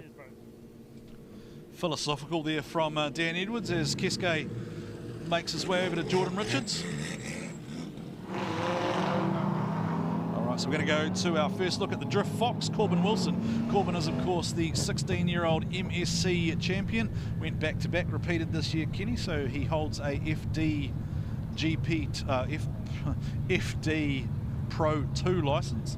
Getting FD and GP and everything else tongue-tied, Kenny, and it's only early in the morning. My apologies out there in live stream land. ProWear sponsored Corbin Wilson, the Drift Fox, out front with the LT4 underneath the bonnet, and chasing him is the LS3 powered E22 BMW of Isaac Aldridge for landmark homes, and Isaac Aldridge comes alive in battle. Oh, George, now what has happened? Mechanical, I think.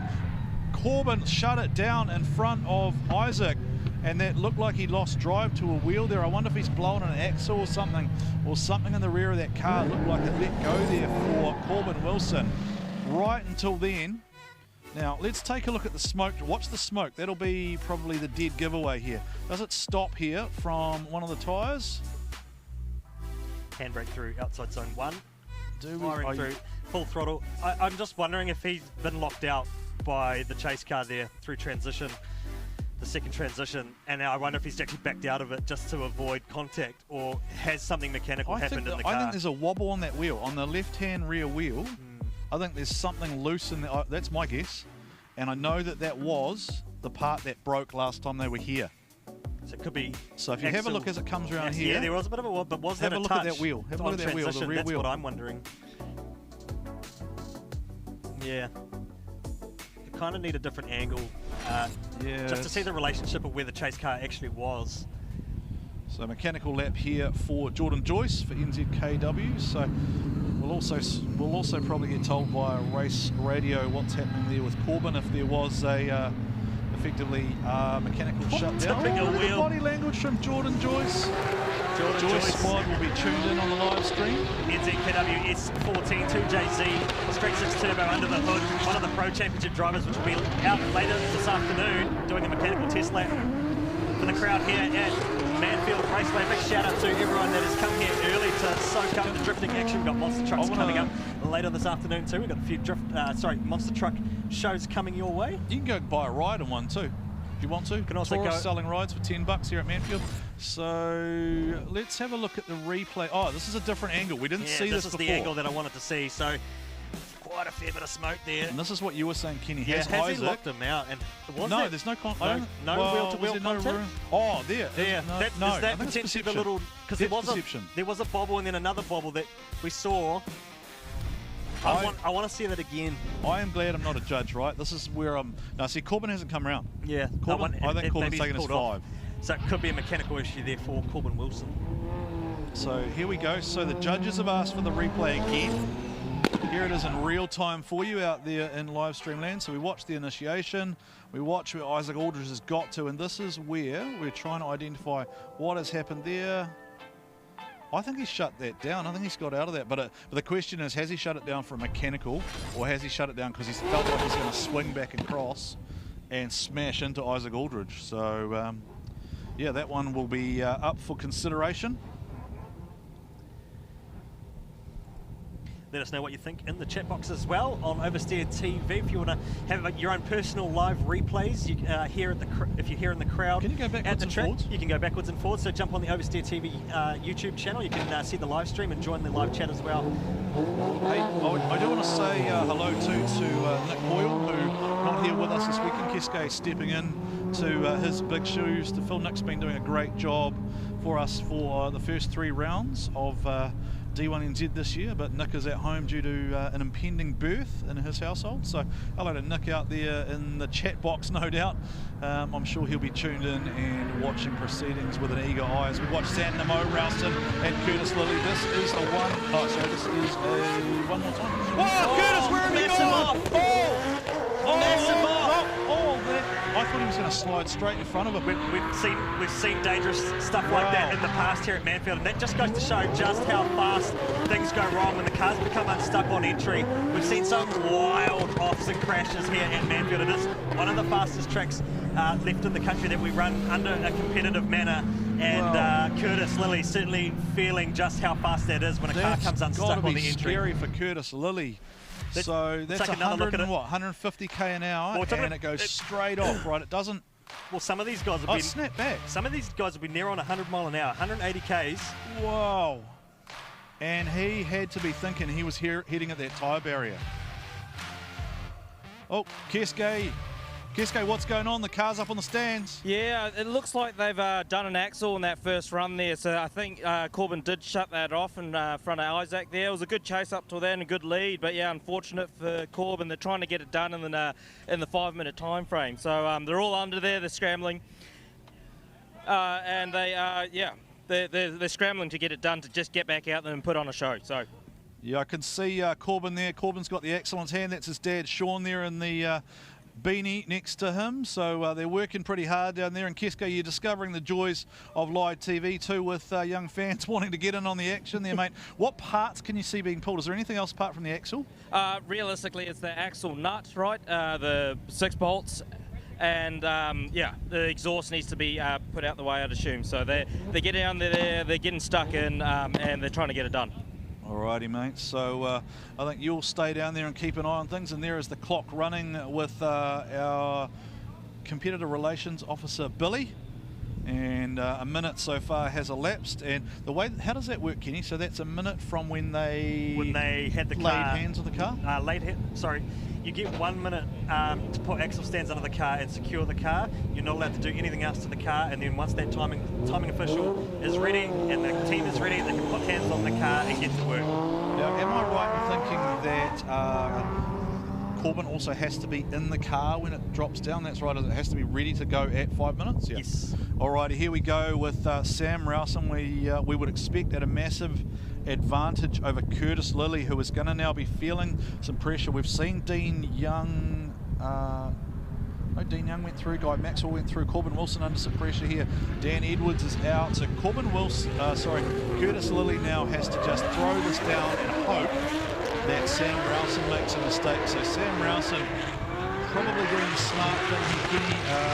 We sort of sometimes talk about the whole inactive chase thing where there is an expectation where you would be within, say, 3 car lengths, but we're not too harsh on it in the development series in Pro Sport, and certainly in Pro we would expect a reasonable proximity chase. I don't think overly high levels of what shall we call it, throttle modulation there from Rowson, but he certainly hasn't equally attacked Curtis Lee either, knowing that he probably doesn't need to.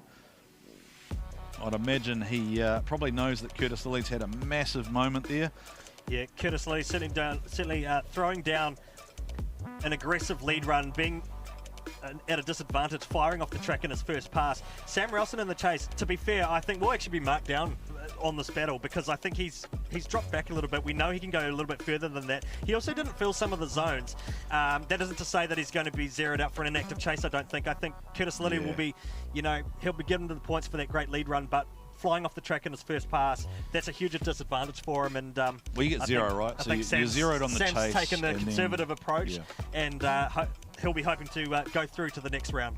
So Corbin don't look very happy there with 2 minutes to go. And Keske still down there keeping an eye on proceedings. Keske, have they actually got the axle out yet? Are you able to see if they've got the broken one out yet? Initial axle there, and then they should be able to slide the other one in straight away and do the nuts up, and off they go. But they are really, you know, what's the time at the moment? It's 3 minutes 48 laps. So live action in the pits there, 5 minute call for Corbin Wilson, the Drift Fox, getting an axle thrown back in there. Yeah, so look, let's just refresh too for those who may have just tuned in or who may not have watched a lot of D1NZ this season. The way that the judging works now is lead for lead, chase for chase, and then a style component as well. So basically, if you zero out on any component, you are at a pretty big disadvantage. So it does make it very hard for you to win a battle if you have a complete zero like what we saw there for Curtis Lee. We have seen stranger things happen. It is possible, but you got to think that Sam Rowson would get points for Sam both Rowson has gone through. Oh, he has gone Sam through, Rowson so Sam Rowson goes through. Action heading up here in the top 16. Oh, Pro Sport. Keske, what's going on? 235 class. We can't see you, but we can hear you. The wheels on that car off, but they've actually put it back and they're ready to go within the time frame. So well done to them. Everyone gave them a clap for getting it done. It was awesome to see. All right, super important battle happening out here on track. Guy Maxwell, Dean Young, 2 of the top 5 in the championship. We've already seen Daniel Edwards go out. So Guy Maxwell, Dean Young fighting for their championship lives. We know the Young Drift fam is in the chat box. We know that the Choice Files fans are in the chat box. Make some noise in the chat for your favourite drivers and let us know who you're behind here. Live and loud as we watch Guy Maxwell and Dean Young doing head-to-head battle here. A pair of S13s, a pair of the more established drivers in the Pro Sport Series, and the level Kenny going up now. You see the smoke starting to billow off the back of those cars. These boys are getting fast, they're getting furious right here in Feilding, and this is looking like a very, very even battle so far. Yeah, 2 of the heavyweights of the Pro Sport Championship title race. Guy Maxwell back in the mix in the Choice Files. S13 with a big wang on the back of it. Big wang gang? Big wang gang back. The big wang has been coming back as a bit of a style feature now. We didn't see it for many years. The ducktail wing sort of took over for a while there, but certainly the RB out in front, an RB versus a JZ in the chase. Dean Young on the podium 3 times so far this season.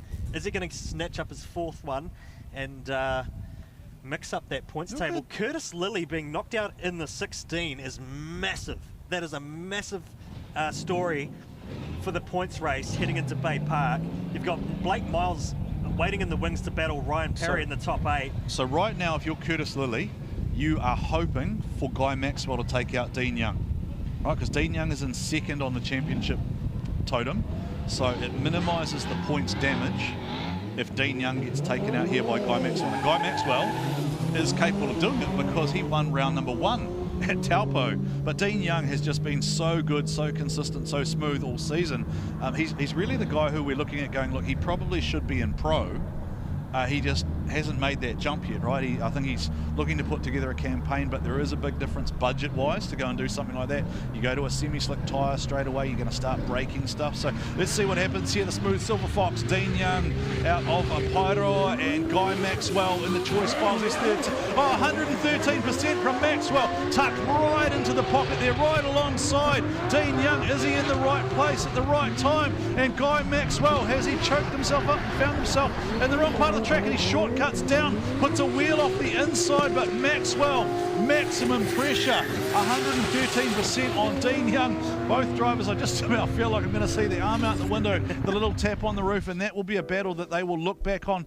And the drivers, of course, voting this weekend for their favourite battle, and Proximity Plus from Guy Maxwell. Front wheel lock up on entry there from Guy Maxwell, which just affected the way that he was able to slot in there, trying to hunt down that lead car of Dean Young. That's where he trapped himself out, though, potentially by the skin of his teeth. We need to see that inside. I reckon in that's terms jump, of a straight line, and if that is indeed a straight line, that could hurt him a lot. We know the judges. What was that? That was the front wheel. Front wheel. No, that was just the front wheel lockup that I was talking about. But the straight line at the end, that's going to be super crucial, because that's where he got it all wrong. Heading into the skate bowl, he's pushed out wider because Dean Young in the lead. Let's just slow this down a bit, because Dean Young's actually offline. Dean Young is actually offline on outer zone 4. He's later. And Guy Maxwell tried to push a bit wider. So there's a lot in the mix here with Guy Maxwell in the chase position, trying to deal with that lead car. Listen, these are the battles that make me glad not to be one of the three guys upstairs, right? There's three guys upstairs who have an opinion that matters, and four in this case where... here is the replay again. Now, so there's the front wheel lock up, using left foot brake to try get up onto the door. And there he just snaps on some aggression there to get onto that rear quarter. Great drive from Dean Young so far. A lot of the guys are scoring higher by sacrificing that first inner apex, by the way. It's all about getting a bit wider through that midsection. So where does it sway? Where does it go? Who's done the cleaner lead and lead chase for chase? Guy Maxwell goes through into the next round of 8. And that's another massive shake-up for the points table. Dean Young, yeah, 1 and 2 gone. Out. Yeah, 1 and Curtis Lilly, Dean Young gone. All right, we're here with Dean Young. I mean, boys, that was an unreal battle. How'd you feel with that? Oh, it was pretty wicked, eh? It was mint. I think he just was a little bit closer on his chase and whatnot, which gave him it in the end. But Dean, you've been putting it on all season, all weekend. Well done, mate. We'll see you at Bay Park, right? Right on, man. I'll be there. Nice work there, Keisuke Nagashima, as we switch over now and check out Isaac Aldridge in the lead with Corbin Wilson, the Drift Fox, trying to fight his way back from having what we'd imagine a massive disadvantage due to a mechanical breakage. They've replaced an axle in 5 minutes. They've got out there, so a great effort from the Drift Fox team, but really Aldridge just has to lay it down, and that's what he's done. Corbin Wilson showing that talent, but Kenny, unless I'm mistaken, 1, 2 and 3 in the championship, probably gone in the top 16. So this opens it right back up. So Isaac Aldridge and actually, the Drift Fox out of the MSC Drift Challenge. Sorry, Dan Edwards win as well, and Jason Wu was in there as well. So that leaves only Guy Maxwell in. Of the top 4, only Guy Maxwell is still in competition. And realistically, in terms of the front runners that fighting for the championship title, you've got the likes of Aidan Daly, Guy Maxwell, Blake Miles, super strong with his qualifying performances so far this year. He's through and waiting in the wings to battle Ryan Parry. So we've got some spicy battling coming up. Yes. Yeah, so Blake Miles was sitting in 6th, I believe, on the totem. Great drive here by the young Drift Fox, Corbin Wilson, chasing down the BMW of Isaac Aldridge after that axle change. Great axle change too. They still had about a minute left on the clock. And Blake they got Miles it done. battles Ryan Parry, Aidan Daly, Sam Rowson, Johnny Burns versus Jordan Richards, and we are still waiting for the result to lock in for Corbin Wilson, Isaac Aldridge, but we were, of course, watching the axle switch, which likely put Aldridge at an advantage. We would expect him to go to the local mechanic and get your axle done in 5 minutes. Wouldn't that be good? They'd still charge you. They'd still charge you for the full hour, mate. Still charge you for a full hour. And here is the call, and I'd expect it will lock in that way. And there it is, Isaac Aldridge. So that is your top 8 locked in. All right, we're here down with Corbin. Obviously, mate, that axle breakage kind of got you out in that first lead run, but how was your chase? Yeah, just had to go as hard as I could. Only had one practice lap doing a chase, which pretty average, but that felt pretty good. I mean, your team was amazing, mate. Within that 5-minute time frame, getting that axle in and out, like, how good was that? Yeah, no, I think we were just trying to beat our last record, eh? What was your last record? I think it was around 4 minutes 20. Well, there you go. So I think you bet it this time. So, hey, there's one up on that. But well done, mate. We'll see you at Bay Park, right? Right, well done, Kiske, grabbing the thoughts from the 16-year-old Drift Fox. And here we go, Blake Miles, the #1 qualifier. He has so far won $2,000 in vouchers for his efforts in qualifying alone from Bold Signage and Graphics. And he is now trying to fight his way through into the top 4 over Ryan Parry. Ryan Parry using very different lines, Kenny, to try and create that proximity. A little bit of a waver in the front end there. Blake Miles, I think, didn't do too much wrong out there in the front, leaving the door open for Ryan Parry to try and get into the pocket there, but some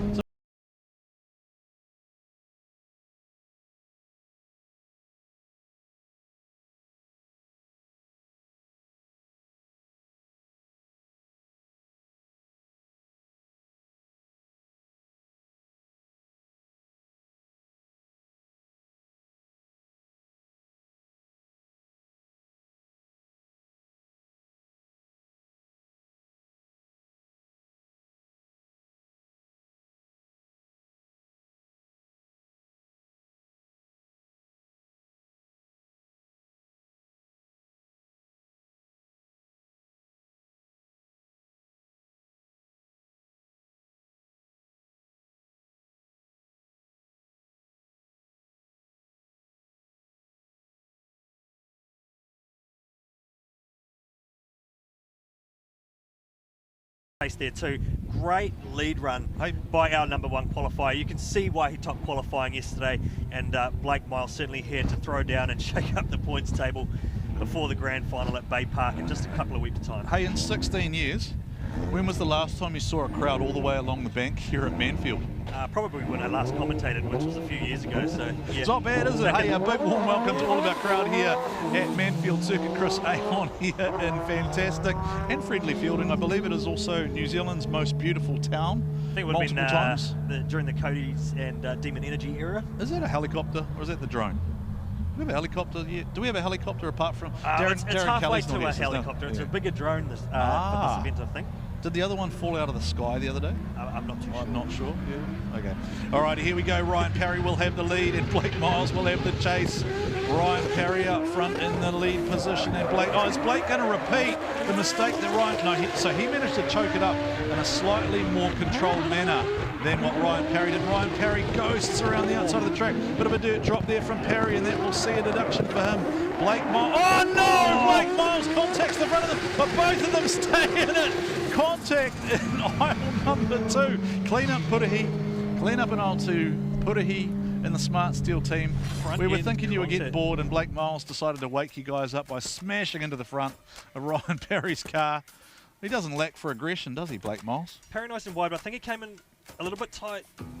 A sharper approach into the first outside zone, and then it's almost like a repeat of the chase car cutting in. And once you're there, you kind of lock yourself out by being there. You've got two trains of thought, and you got to make the decision in less than half a second. Am I going to stick to that proximity chase line? But Ryan Parry's got out of that there, right? Or am I going to push wider and try fall back on a qualifying line? But he's gone super aggressive. Yeah. And I almost felt like Ryan Parry's car was just a little bit tight on entry, but we'll see again here. It's almost just, I feel like it's almost a repeat. Yeah, my thing here is that I think Blake Miles has done a better job in the first half to maintain the line that it was on. Watch here, though. But it will come unstuck here. Watch here. And he's cut down too early. Yeah, the tyre smoke notably deviated too from the rear of Parry's car. So I feel like he's slowing there, and that's why Blake Miles has made that contact. It can be super hard in that skate. We talk about the skate bowl because it's actually got so much camber, and it's really hard. It upsets the car as you fire out of that outside zone 4 into 5, and you really got to slow the car up. And there's two ways of doing it. You either use angle, you use handbrake, or the left foot brake, or a variation of all three. Blake Miles gets the call. Blake Miles goes through, so judges seeing it the same way that we do, and Blake Miles locks into the 4. Blake Miles locks into the 4. Let's go and hear from Blake Miles. How was that, mate? Your chase was pretty exciting. Yeah, pretty exciting. I did a bit of an extra gear change on the inner clip there, which isn't usual, so a little bit of hesitation there, but tried to keep calm after that. Got a bit of contact on the last corner. I don't know if I was too fast or he wasn't on the gas fast enough, but we're through to the next one, so hopefully we can keep going. You're doing really, really well. Cheers, bro. Thank you. Yep. Blake Miles looking a little bit like the smiling assassin at the moment, so I think we're going to go up to our judges now and just get some explanations of a few of the calls that have gone down there. Boys, are you still smiling up there? The level's certainly gone up, hasn't it? Oh mate, we're always all smiles. It's a fantastic, yeah, it's an awesome day. Guys driving really well, everything's scaling quite nicely. Some guys are still making the same mistake and being too tight on the lead and closing out the chase car. Right, so you guys are very intently focused on that. You really want that lead car to the prescribed line and not impacting the chase car whatsoever. I don't know if the boys can actually hear me. Now we can. There we go. Hey Sammy, how are you? Smiling away in the background. So what I was just asking for there is just that clarity. So it is very much a focus on the lead line being as prescribed in briefing. Open the door up, let the chase car do its thing. 100%, and if you're shutting the door on the chase car and you've got a horrible line, you have to be aware that the chase car is going to have leniency, because if the chase car is doing the right thing and avoiding damage because you're in the wrong spot, it's your fault. It's not the chase car's fault. And that was exactly what happened with Guy. Dean led him on a tight line around the whole track, and then there was a moment of potential contact, so Guy went wide to miss it. And yes, there was a moment of like four wheels straight, but it was to miss the core line from Dean. Right, so I'm happy that it is you three guys who make the decisions there. And just because we haven't heard from Tony yet, Tony, surmise the style thing in one sentence, my friend. What are you looking for? This track actually takes a lot of commitment, and due to the nature of the banking, actually, it's quite, you can stay real committed to it as well. So I'm very new to being out on the track here at Manfeild, and went out and I was very surprised by the banking on both the final turn and also through the outer zone, or the inner sort of touch and go. Turn 3, I guess we'll call it. So yeah, it's going to be full commitment, and then yeah, from the chase, I'm just looking for mainly proximity over a lot of everything, while remaining, you know, like Penkai just said, just keeping out of the contact as well by not being led to the wrong place. All right, hey, you guys look pretty comfortable on those NZKW race seats too, They're aren't beautiful. they? Aren't they beautiful? Yeah, I actually love them. Yeah, yes. you too can pick one of those up too by contacting NZKW, one of our great sponsors, and that is mounted on a full wheelie base, so you can use it as an office chair, a gaming chair, or whatever you choose to, as we launch back into battle here with Jordan Richards leading away from Johnny Burns. And this is a great result for Johnny Burns, given we haven't seen him so far in competition this season, and he is in the top 8, looking at potentially a spot in the top 4. But Jordan Richards looking pretty tough so far, Kenny, and that Senate Nursing S15 certainly does not lack for speed or angle. There it is, cranking straight in. There's that body language you were talking about before, Kenny, that little bounce, and Johnny Burns not even really in the picture at the moment, trying to shortcut around there. Oh, there's a wheel off there from Richards. Now, this is going to put some pressure on him here. But Johnny Burns is out of it, and he is straight. Burns is out and straight, so even if there's a deduction there for Richards, Burns is straightened right up. Jordan Richards throwing on some form here at Manfeild, round 4 of the 235 restricted class, and you'll see the bumps there on entry. It's almost like, yeah, there's 2 or 3 different line approaches that you can take, and I feel like one of them in particular just throws the cars off. Like, there's so many bumps on that particular line, but you'll see the car almost popping a wheel up through the skate bowl out in the lead there. Jordan Richards, Senate Nursing. Johnny Burns having a bit of a tough time in the chase run there, not quite getting the car position right on entry. 2 wheels off on entry as well. Yeah, potentially 1 and 2. And it's 3, so it's a 0. He's used quite a bit through, the first inside. Yeah, so Burns is zeroed out regardless. Even if he didn't have the straight line at the end, Johnny Burns has grabbed the curb on the inside. So the 3 strikes rule, so a 1 and then a 1 wheel off and then a 2 wheel off is a 0. 3 single wheels off is also a 0 under our new judging system. And there is that fantastic. Hello, Manawatū. How are we? Friendly Feilding. Give us a wave. Hello, Manawatū. You're on camera. Up there under the blue Easy Up there by the Inspire You drone. Who's got those toys up the back there? That's a great idea, isn't it, Kenny? Bring the Easy Up in. Have a family day out here at Manfeild Circuit Chris Amon. We are just being told by race control that we're a half an hour away from our first monster truck show. So we know a lot of fans are here because they enjoy the monster trucks, and you can of course go for a ride in one of those for $10 per person. You head on down to the monster trucks here at Manfeild and pay your money and go for a little ride in the vehicle known as Taurus. And don't forget, of course, Kenny, as well, we have the monster truck backflip, don't we, at Bay Park, where our beloved great leader Brendan White is going to try and backflip the monster truck. Oh, sorry, Race Control just saying actually it's the driver of Kiwi Thunder, Dylan, who's going to be doing the backflip. So what you put me wrong yesterday, Kenny. You told me it was going to be Brendan, but it's Dylan. No, that was you. Was it me? You. But I have seen Brendan flip a Polaris there. So. Hey, I've seen. Don't worry, Brendan. I've rolled one too. I have also seen you, Kenny.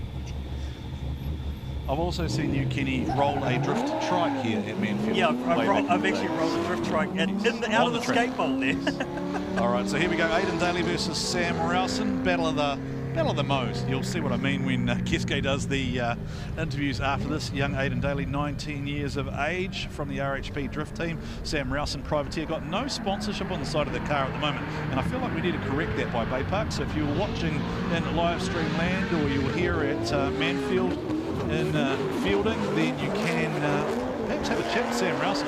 Get your brand on the side of that beautiful C33 Laurel. But Rowson's had a wash to the inside there, and that's thrown him all sorts of offline there, Kenny. He's basically completely the opposite of where he should be. Yeah, a little bit untidy there from Sam Rowson, considering he's been throwing down some really good laps so far. Aidan Daly. Also, I feel like not as confident as I've seen him. Well, I wonder if he got told to dial it back. Yeah. Maybe. I mean, it seems unlikely given who his pitmates are, because Sam West isn't going to tell you to dial it back. Neither's Kurt Blackie, neither's Clayton Daly. So that's where it's gone wrong for Rowson, though. So there's one waver and a straight. Yeah, and wheel off. Just there's Daly's had a little bit of a moment trying to line up the last zone. So I think you got deductions on both sides there, right? But certainly in the chase position, Rowson has had a number of issues there. Aidan Daly's certainly not to what we saw from him yesterday, but it is primarily there looking like Rowson's had the bigger issues, particularly with that. Yeah, that there, and then that's just thrown him right to the... Like, pushed him out wide. Completely wrong place, yeah. So has Aidan Daly walked away with a decent advantage out of that one, and we are firing through the top 8. Blake Miles already through to the semi-finals. Sorry, I was just looking in the background there. Johnny Burns got towed back. So Johnny Burns and Jordan Richards, who were having that battle, and Johnny Burns got towed back. So I'm going to imagine that is at a minimum going to be a 5-minute, but potentially could be an advise out for Burns. So we'll wait to hear what the call is there. Johnny Burns' car being towed back, so let's have a look. Hello, crowd there in the background. How you guys doing here at Manfeild? Nice to see you waving there. You're on camera. 2 arms. Yeah, wave like one of those things outside a car yard. Who wants something free? Who wants something free? We'll find some, we've got some Ting Tools hats we can get rid of, so we'll go and get rid of some Ting Tool hats that we can get rid of. We might even maybe give away that beautiful red Ting Tools jacket that Kesko was wearing earlier this morning, if we can wrest its control from our operations manager Joe. I know she was quite partial to that shade of red. She said she had a lipstick the same at home or something like that. So we watched Johnny Burns getting towed back, and that will mean that there'll be a hold on that battle there. I wonder if he's going to call a mechanical 5. Rowson come back round. Has Rowson had an issue? So Aidan's on the line. Yes, where is Sam Rowson? Hasn't come up on camera, will is he? Johnny Burns retire, and then we've got the Rowson drama as well. Aidan Daly's already at the line waiting. What's he waiting for? He's just sitting there. If we go, I wonder if we get the drone over there and see if there is something on the car. Is there an issue? So there's something Sam there. Rowson hearing maybe tyre has got a D-beat, so he's going to have to call his 5. Helmet's off, so that's going to be the left-hand side, left-hand rear for Rowson, potentially debeated. I guess the problem for driving standards observer and race control is there it is. Where did it debeat? Yeah, that's the issue. Well, so the issue for this is going to be, where did it debeat? Did he make contact with something? It might have been when he had that moment through the midsection on the ripple strip there. If he's made contact with the real aggressive ripple strips, which they are here, he needs to have contact to the wheel to be able to change the wheel under the ruling. So, if it's debeated on its own. All right, so it is still... Okay, so it's still inflated at that point. No, there it is. It's off there. There it is. Debeated on entry. It's debeated on entry. Yeah, What pressure debeat on is he entry. running? Yeah, because there's no smoke coming off it. Yeah, debeat on entry. So I don't think he's got a chance at actually repairing this. We need to double check the... So I did get told yesterday that, yeah, there it is. You can see it again. There's no tyre, and that's why it's washed up the track as well. So Kenny's immediately going to go to the rule book and check out the rules here to see what happens, because there is a potential here that... There's a potential here that maybe can't replace the tyre. No, if it's debeated on entry, he'll take one more look at it. You can see, yeah, you can see the guard contacting. There it is. Let go. Just has there. it Popped. let go then? It's popped. Yeah. So this is up to the judges and race control. Where has the tyre debeated? Yeah, it's no tyre on the run there. No, it's already flat by there. Yeah, it's off by there. It's not, and then he slides it through. There's no tyre. That's right. You watch. See, it's on rim there. Just rim. Yeah, it's all rim. He's actually drifting on 3 wheels. Yeah. So that was the drama we didn't see. So unfortunately, that means he's knocked out. He won't be able to repair the car because of the debeat rule. So, all right. So let's have we'll watch this battle, and then you can explain the rule to me. Guy Maxwell now leading out over Isaac Aldridge. Guy Maxwell missed 113%. The choice files sponsored S13, and Guy Maxwell cooks it. Guy Maxwell 130,000% has just cooked that off the track all by himself, and he will be furious in the car. He had it all open to him. He could potentially have gone out of here as the series leader with Dean Young, Corbin Wilson and Curtis Lilly all on the trailer, and Guy Maxwell has just fired that off the track. Is there anything that's happened here, Kenny, that would have contributed to this, or is he just simply going too fast? He was super aggressive on that first outside zone. I think he got the line a little bit too late. A lot of car speed and fired out way too wide and blown straight off the track. So yeah, so Isaac Aldridge doesn't have to complete that. In the background, yeah, go back to that rule for the debeat. The debeat rule. A debeat for a tyre for any other reason other than impact with another car, ripple strip or concrete barrier falls outside the requirement for competition timeout, and therefore a debeated tyre cannot be remedied between runs of a tandem battle, and a vehicle will forfeit any remaining passes. There was no contact on that debeated tyre. Okay, so that will mean Aidan Daly will go through. So Aidan Daly will go through. Sam Rowson is out, and we have been told Johnny Burns has withdrawn. So Jordan Richards is out. So it is Blake Miles and Aidan Daly, and Jordan Richards will battle the winner of Isaac Aldridge and Guy Maxwell. Now, Guy is blown off the track, so that potentially gives a big advantage to Isaac Aldridge. So confirming that the rules do read that Sam Rowson is not able to replace that tyre and continue in competition. It comes down to the decision by race control and the judges. Where do they think the tyre's debeated? I can't see where it's debeated on the track other than it letting go on entry, and it was already well debeated by the time he's come over the curve. Right, so here is where the pressure comes on for Isaac Aldridge. Isaac Aldridge must stay on the track, and he must deliver a chaseable lead run. So Isaac Aldridge must deliver a chaseable lead run here. And let's have a look here at what happens. I think Maxwell's got some problems. That car is not behaving. I think it's different, to be honest. He's fighting the car, he's dropped the wheel in the chase there, so the car's just not settled. The front end keeps wanting to wash out on him and go straight ahead. And I think he's going to, I just hope he doesn't make contact there.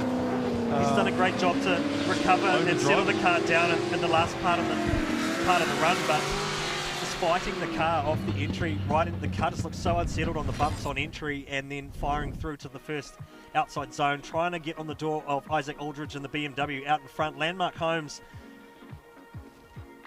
tabs on the handbrake, and then you'll see the chase car there running both wheels, I think, across the inner ripple, which will be a penalty, and Isaac Aldridge just floating away out there in the lead.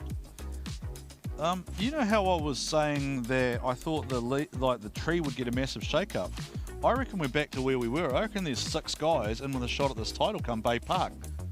I'm looking at where guys have gone out here, and they've gone out in different positions. It's going to make the grand final. Yeah, grand final's going to be entertaining. Yeah, if you haven't got tickets now, you need to jump online and grab your Bay Park tickets. I'm looking at the big crowd here, and I'm thinking there are 6, maybe 7 drivers who are all going to be within a shot of winning the Pro Sport title. Okay, so let's have a look at the battle tree, and Blake Miles took out Ryan Parry and puts him into the 4. Now, there is deliberation around the Aidan Daly-Sam Rowson battle, so we won't lock that in just yet. Johnny Burns has advised out, Jordan Richards goes through, and Isaac Aldridge gets the win over Guy Maxwell. So Isaac Aldridge goes through, and he will battle Jordan Richards.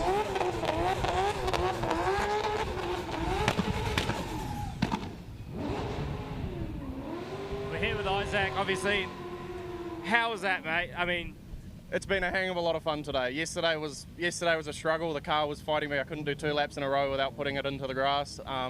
So massive thanks to Horizon Tyres and Palmerston North. They were happy enough for us to go and use their alignment machine, set it back to what we started the day with, and the car's been a whole lot more drivable today. I think you've just shooken up the full, because where are you placed at the moment? Don't know. Yeah, so I mean, a long way down. But you've shaken up the top 5 for the next round. So well done, mate. You've done very well today, and you will keep going to the top 4. Good on you, Isaac. So the DSO has stepped in and ruled that Sam Rowson is eligible to change a tyre. So Sam Rowson now will get to fight from what we think would probably be a significant disadvantage. But Aidan Daly needs to not hit him like that. Aidan Daly just too aggressive. And that makes me think all Sam needs to do now is just finish this lap. But that's surely going to send us to a 1 more time. Potentially. Yeah. Aidan Daly puts it off the track. That's so Sam Rowson was able, what was happening in the background with the last run, the DSO stepped in to review that run just to check where the tyre actually debeaded. We thought potentially it might have happened on the entry, and I did wonder if it was actually those ripple strips that he was hitting. So it almost looked like he was drifting on 3 wheels through the second half of the section on his last lap there. So great to see that the review team have managed to find out where the debead actually happened, and Sam Rowson given a second shot at it, and Aidan Daly has just thrown it away in the chase here. Yeah, so are we going to go lead for lead? So are we going to go lead for lead and a style component? But I've got to say, I don't know that there would be much difference in the style component of those lead runs. So it leads me to think we're probably going to have a 1 more time out of this battle. And I don't hate that result, given the way that this is kind of played out. I'm kind of keen to let the guys go again and settle it on track with 2 equal runs. So to be fair, I think Sam, just lead for lead, Sam may have got away with that with the with his lead run potentially, just in terms of angle. There's a bye run here for Jordan Richards. This is just him cementing his place in the 4. He is entitled to a further lap, and he's taken the opportunity. And the call is a one more time. 1 more time. So Matt Kwok actually thought that Aidan had a better lead, but the other 2 calling it equal. Both go. Well, the boys have got a quick turnaround to get fresh rubber back on the tyres, cars, right? Because we tyres and head back out there. Yeah, well, we're half an hour from our first monster truck demo, and we are live on Sky TV from 1:30 p.m. this afternoon. Yeah, so we are running a little bit behind with the Pro Sport class at the moment. So that. All right, let's have a chat with the judges about how you guys have decisioned that last battle between Aidan Daly and Sam Rowson. So, Mac, you called in favour of Aidan Daly. Yeah, I had it 94 to 91 to Aidan, and with the obviously Benke had double zeros, and then Tony had a 1 more time. Right, so are you guys going to have a fight now up there or what? Nah. You're all still mates? All right. Now, this is why we've got the system that we've got. So, again, lead for lead, chase for chase, and style. So, Tony, you called it even? I think we've lost you, boys. You might have just pulled the plug out. Yeah, there we go. We had some, it's quite interesting that we spoke about last time at Mount Smart that if both the chase drivers zero out each way, that we can revert to lead for lead. So Max got a decision lead for lead, but interestingly enough, this time here, both style-wise, they both sent it pretty hard, and both did really good lead runs. And yeah, Benko had nothing to judge. So if I could have split them from a style perspective on the lead run, then we would have actually had a result. But they both put down a pretty gangster-looking lead run. Yeah, so it's all down to the throttle control, using less left foot braking, less handbrake, throwing down nice and deep where you want them to be, and all about that fluidity. So it's all about the modulation of all the tools they have available in the cockpit, isn't it? That's where style really comes down to, isn't it? Yeah, that's it. And a big thing I brought up in driver's briefing for this one as well is a lot of commitment, like the speed that they carry into the initiation and the amount of commitment they throw into that last turn as well through that bank corner, which is something I got quite excited about after I did the track walk on Friday morning. I feel like Manfield's sort of a track that rewards commitment too, with the nature of the camber. It's a fast track, and you kind of, on faster tracks, you've got to go faster to make the car do the things that it needs to do. Sometimes when you're a little bit slow on entry or a little bit slow in certain places, it actually just balks the rest of the run, and it makes it really undrivable. Yeah, look, let's point out too that while Mac and Benkai could jump in a car and go and do this, you and I couldn't do it, Kenny, and Tony, I think you'd agree as well that you wouldn't be able to go and run with these pro sport guys. It's beyond what 99.9% of the population can do. I'll tell you what, I'd give it a bloody good go. I have done a few of, like a Topol, spent a bit of time in a drift car going through the section there. On the odd occasion I can link the whole section, and track 3 as well, actually the club circuit up the other end, but yeah, I'd probably only be comfortable. How are you behind the wheel of a drift car, Warren? Upside down, mate. That's the answer to that question. My track there we record go. is not good. I'll throw my confidence, and I reckon I could beat you in a battle. The only reason I like having Mac around is because he's hurt himself more in a speedway car than I have. Both of us have rolled several times, unfortunately, so neither of us... Speedway certainly serves up the heavy hits. It gets hard on the body. Yeah, and when your teams race like Matt Kwok does, that is a whole nother level of madman. What I was going to bring up, though, boys, the reason I referenced that is we were talking about doing that. We're talking about doing it in a singular capacity, not in a blanket of smoke from a lead car in front of you, and that's just got to add that whole other level of complexity, particularly from Benkai's point of view, being able to actually chase. Now, what's going on here is Keske down there. Sorry to cut you off, boys. We've got one of our technical managers down there looking at Sam Rowson's car. Yeah, I guess they're checking all the tyres, making sure they won't debeat again. Obviously, that battle was a little bit contentious, but hey, at the end of the day, they got another run. They put on a show. Both of them had their little faults with it, and they're gone for it one more time. So, hey, we get to see another run. How good.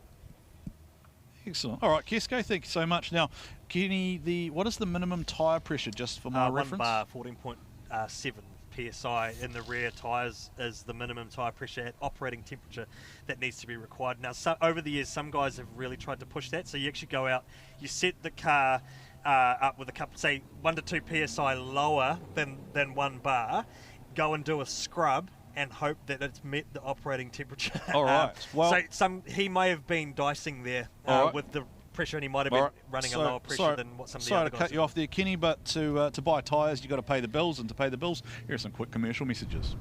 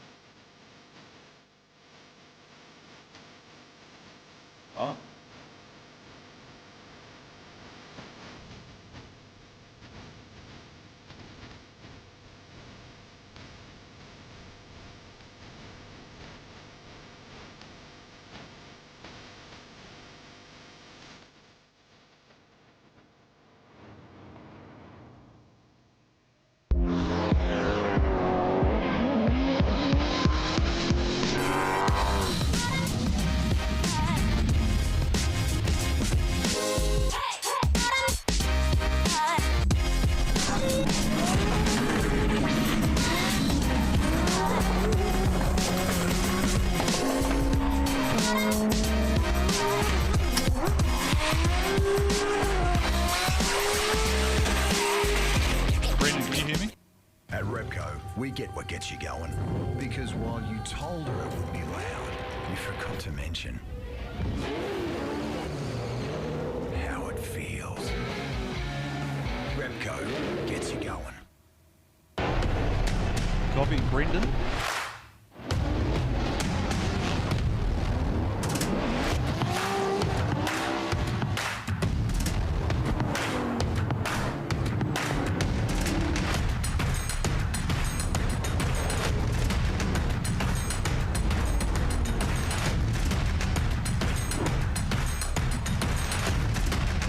GT Radio. Experience ultra high performance. All right, welcome back to the D1NZ National Drifting Championship. Hello, Manawatū. Hello, friendly Feilding. How are you up there on the crowded banks? Look at that. We're almost at capacity already. We are just after lunchtime, almost 1 o'clock here, and it looks like most of you have grabbed the prime viewing spots for the monster truck demo Reaper out there on track. You're about 20 minutes away from seeing that in action. We've got Reaper here, we've got Taurus here, and of course we did talk, there's 4 monster trucks here this weekend, the most have ever been seen in one location in New Zealand, as we're about to look at a one more time battle between Aidan Daly for RHP and Sam Rowson, a privateer.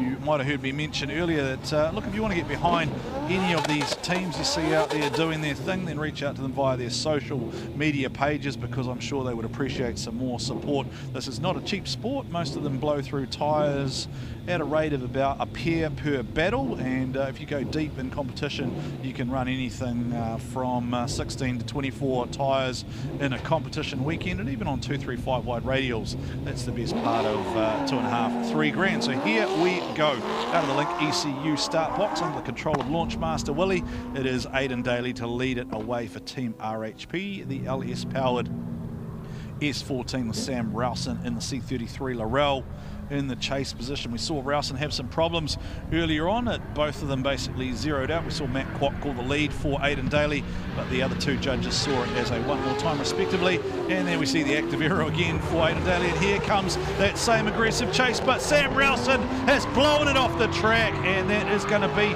a 0. Aidan Daly still has to drive it home though. Aidan Daly has to stay on the track as the lead driver. He does have to complete the run because he does need to bank a lead score. So Aidan Daly does the right thing there, stays in the gas and delivers a lead score. So again, lead for lead, chase for chase, and a style score is how we get a result at D1NZ. You are watching the Pro Sports. If you have just joined us on Oversteer TV, this is the 235 development series, and in a huge turn of events, all of our top 5 drivers have gone out within the confines of the top 8. So come at Bay Park, the grand final on the 25th, 26th of April. The title fight is going to go down to the wire, with the best part of maybe a top 8 almost in contention for winning the Pro Sport title for 2025. So get there, support your favourite drivers. Tickets available online now for the Bay Park Grand Finale, including the backflip attempt from Dylan behind the wheel of the Reaper monster truck. So plenty to look forward to here coming up in the near future at the D1NZ Grand Final. Of course, plenty to look forward to here at Manfeild in the Manawatū, as the monster truck demo will take place in around 20 minutes time.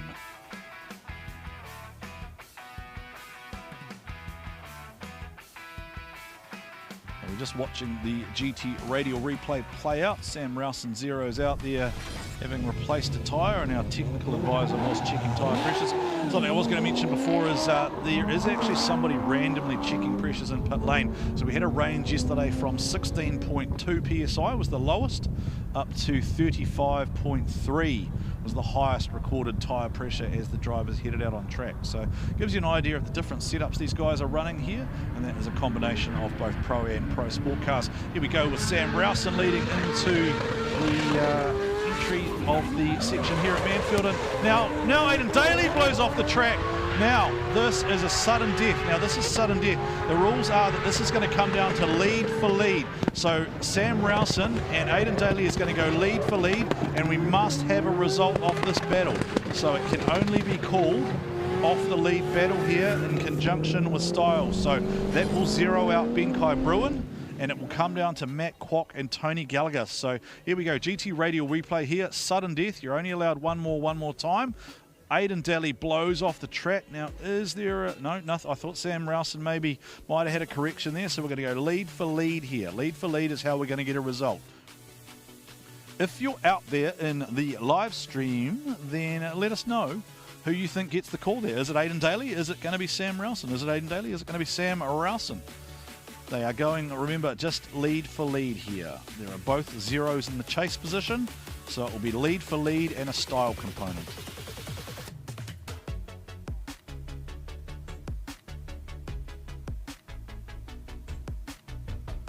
So Sam potentially with maybe a slightly higher style component. It does appear that he's producing that thick tyre smoke. But again, up to Tony G and Matt Kwok. And that is how we will lock in a result. Sudden death OMT. Boys are side by side waiting for a result to lock in. And going into the top 4 is... Dance for our entertainment, Keske. Just put on a little bit of a show for us, mate. You're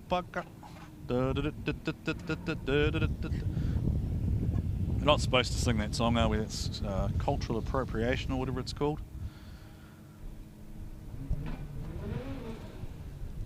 We're just trying to hold the cars here because Jordan Richards and Isaac want to get on with it. Now, I think that is our technical official checking tyre pressures on the grid. So we might have to go, yeah, we're going to have to keep running here because we do have to be time certain to be live on Sky Television along with KO and Pacific Direct from 1:30 this afternoon. We will, of course, be right here on Oversteer TV where you've been enjoying this morning's broadcast. That's the only way you'll be able to get involved in the live chat, but we will also be on Sky TV and KO and Pacific Direct. So hello to any of our international viewers. Now, what is going on here? We should either be... Talk, Keske, how do the drivers feel? I mean, you go lead for lead. How do the drivers feel? Who do they think went better? I will actually give them a talk to them and see what actually happened between the both of you. Hold on. Oh, hold on. Before we talk to you guys, what do you guys reckon happened? Give it up for the purple car. Can I hear? Give it up for the RHP car. It's pretty even. It's hard to call. It's hard to call for the judges, obviously, too. So. All right, graphics about to come up, Keske. Yep. And going through to the 4 is... Aidan Daly. Aidan Daly goes through 2-1. Aidan Daly gets the win, 2-1. All right. Aidan, right. So both of you were a little bit messy. Obviously, you kind of gave each other a chance, but hey, how do you feel going into the top 4? Oh, you know, stoked to go into the top 4. Bit messy out on there. Smoke is a real killer on this track. If you're offline, you just get caught in it. Can't do much about it, but stoked that we're able to go through, and I think we got Blake Miles next, so we'll see how it goes. Yep, that'll be good. You'll be able to absolutely trust him and just send it. So, definitely. Well done, mate.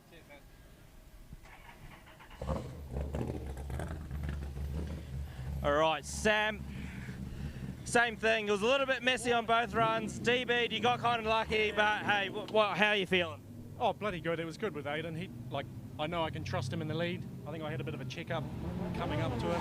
We were fairly close. I thought he was going to pull up a little bit more, so I sort of bailed out of it, and that's all she wrote for that one. And then I knew I had to give it about 120% for my lead run, which I did, which was sick. So it's good to go out there. It is, I mean, well done, mate. We'll see you at Bay Park, and hopefully we get some stickers on the side of the car and get you some sponsorship, mate.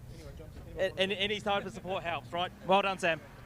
I'm gonna throw this one out there. Mustache Milk and Cookie Bar. Get involved, Movember or Mustache Milk and Cookie Bar. Gonna say with a mo like that. Jordan Richards out front, leading away from Isaac Aldridge. We're into the top. Oh, Aldridge has blown wide and put a tyre off. Aldridge feeling the pressure here. Jordan Richards looking like he is on form, and he is possibly in the box seat here for his first final in his second appearance here at Manfeild. Runs up slightly wide on the skate pole, his favourite part of the track, but Richards throws it down. He does not look rusty at all after 5 years out of the seat. It's like his lead runs are just getting better and better and better since practice through qualifying. And then look at the chase car here of Isaac Aldridge. Aldridge has also been doing some really good laps, but just here pushes a bit too wide, washed out in the smoke, tried to commit to that wider line, which is where the judges are asking to be out there, but he just blew out a little bit too much thought he was tried trying to to run off the track. recover the run at the end. GT radial replay and the Senate S15 throwing down in the lead. It's that speed, isn't it? It's just the way that Jordan Richards is attacking that section, and Isaac feels like he's got to go with him, and then he just hasn't been able to. That car hasn't been able to transition and then grip up and just rocket through that lower part of the section like it really needs to. I think I know he sort of fights the back of it. There's always this thing with Isaac Aldridge's car. It sits really high in the rear, and the boys always love to give him a bit of stick about it's on pogo sticks. It's a BMW thing too, with the E90 and the E92. I think with the way the multi-link rear end and the BMW sits, they have an interesting sort of setup in the rear end, where the way they sit, coming from a road car and then converting it to a drift car with all the different parts that they use. It can be a little bit of a challenge. You've got to get your head around the German engineering, so to speak, because it's a very different sort of kettle of fish to what we're used to the Nissan platform or the JDM platform that we see here in New Zealand. Certainly from the JDM cars that we've been privileged to have here in New Zealand compared to some of the other countries. For our European viewers, of course, just BMW's just old hat, right? It's just what they have. So and certainly the likes of Laurie Heinen had a few things to say about the Beamer chassis over there and stuff as well. So the European cars, the European chassis, certainly a little bit more different to the JDM, Japanese domestic market, if you're unfamiliar with the term. We do use a few of the three-letter acronyms, don't we, or TLAs? We sort of talk a lot about. New Zealand it's a Kiwi thing, a Toyota factory here. JDM and OEM are the two we kind of, and DET seem to be the other ones we use. So we're back. We're at the real pointy end now. So we're about to get into Blake Miles O'Daly, but this is the first half of the top four. Jordan Richards, Isaac Aldridge. Isaac Aldridge. Now, Jordan, are you going to blow off the track? No, he's kept it in. So he was able to find that grip, right? Isaac couldn't find the grip before to stay in the run, and then Isaac's blown up the track again there, and it's untidy. And I'd say that will be all Jordan Richards into his first final, but I have been proven wrong before. Where it comes down to here is Isaac's filled the outer zone 4 a lot better than what Jordan Richards did in his lead run. Yeah, but and then it comes down to those wheel penalties, those wheel drops. Well, he's zeroed, right? Isaac zeroed the first time, I'm pretty sure. Come through here and see. Well, I don't know how many wheels he blew off. Was it 2 wheels? Yeah, I'm pretty sure it was 2. Certainly dropped one 2 there and then a deduction. In the lead, so and then it is looking strong for Jordan Richards. I know that we're not supposed to favour one way or the other, but hey, we get given microphones. So. The deductions work in that manner, though. There are set penalties for certain things, and then the rest of it comes down to. Oh, hang on, now what's happened there in the chase from Jordan Richards? He's cut a little bit there across the ripple as well. So it's the weighting factors of the different penalties could force it one way or the other for through to sudden death. These guys battling, by the way, in the semi-finals.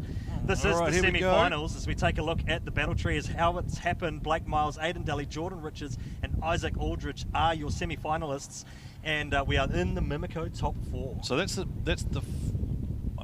and Jordan Richards goes to his first final. Jordan Richards goes to his first final, which means Isaac Aldridge will battle for 3rd and 4th. So Jordan Richards goes through. Jordan Richards, the invisible man at the moment, goes through, and that's because he, of course, joined the series from round 3 onwards, so we don't have that graphic. But you'll see Jordan's smiling face very shortly. There he is. All right, we're here with Jordan Richards. Mate, you are on form today. How are you feeling out there? Yeah, not too bad, eh? Credit to all the boys that I've been versing today. I mean, been watching them for years and wishing I could be in the seat versing them, so good to be here and just happy to be out there having fun. You look like you're having a lot of fun there. Yeah. I feel like I'm getting a bit gapped in the chase, but I think we'll get there, bro. Yep. Yeah.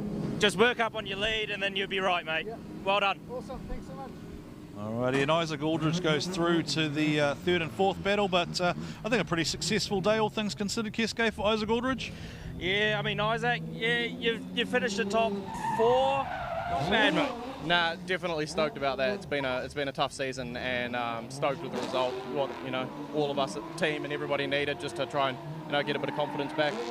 Unfortunately, dropped the tyre in the chase, and that's probably a big part of what did it. And just struggling to keep up on the run up. The cars are just so quick, and that little bit of a gap doesn't help anything if I catch up to the rest of it. He was actually saying the same thing to you, mate, so I think you're on an even playing field, but yeah, like you said, it's really hard out there. All the cars are about the same level. How's it been driving with all the new Pro Sport guys? It's been a hell of a lot of fun. All the drivers have stepped up to the, stepped up a whole lot since last season, and it's a hell of a lot of fun. Can't think of a better way to spend a weekend. It sounds good, mate. Well done. We'll see you at Bay Park. Well, we are running under time-certain rules now because we are about 20 to 30 minutes behind where we were supposed to finish the Pro Sport competition, which means we then begin to enact the time-certain finish rulings, which may determine the third place results. So I think with Isaac Aldridge qualifying in the top 10, it's going to come down to this battle right now as we take a look at Aidan Daly, Blake Miles, your top qualifier. All right, so Blake Miles sends it in the Miles Motorsport course. Civil S15 with Aidan Daly in the chase position. The age-old battle of the 2JZ versus the LS, and Aidan Daly in the chase position. Both drivers pretty tidy here, but then a sacrifice of angle from Aidan Daly in the chase position. Both drivers probably stepping up to the level that we expect to see in a top 4 battle now, Kenny. So nice and clean there. No real big gaps, not any huge mistakes there. As we take a look at the GT radial replay, oh, there's a little waiver there from Aidan Daly, but there's nothing huge or significant considering we've seen drivers just blowing off the track in the past few battles here. Aidan Daly didn't really get gapped or anything. The door was opened up by Blake Miles. It was nice and tidy. I thought Aidan was going to drift up the track there, but then he brought it back into line there. Was there a wheel off? Little bit of a sacrifice of angle. I don't think there was a wheel off, so I think we are going to see a nice tidy return surf battle here. So just hearing some chat from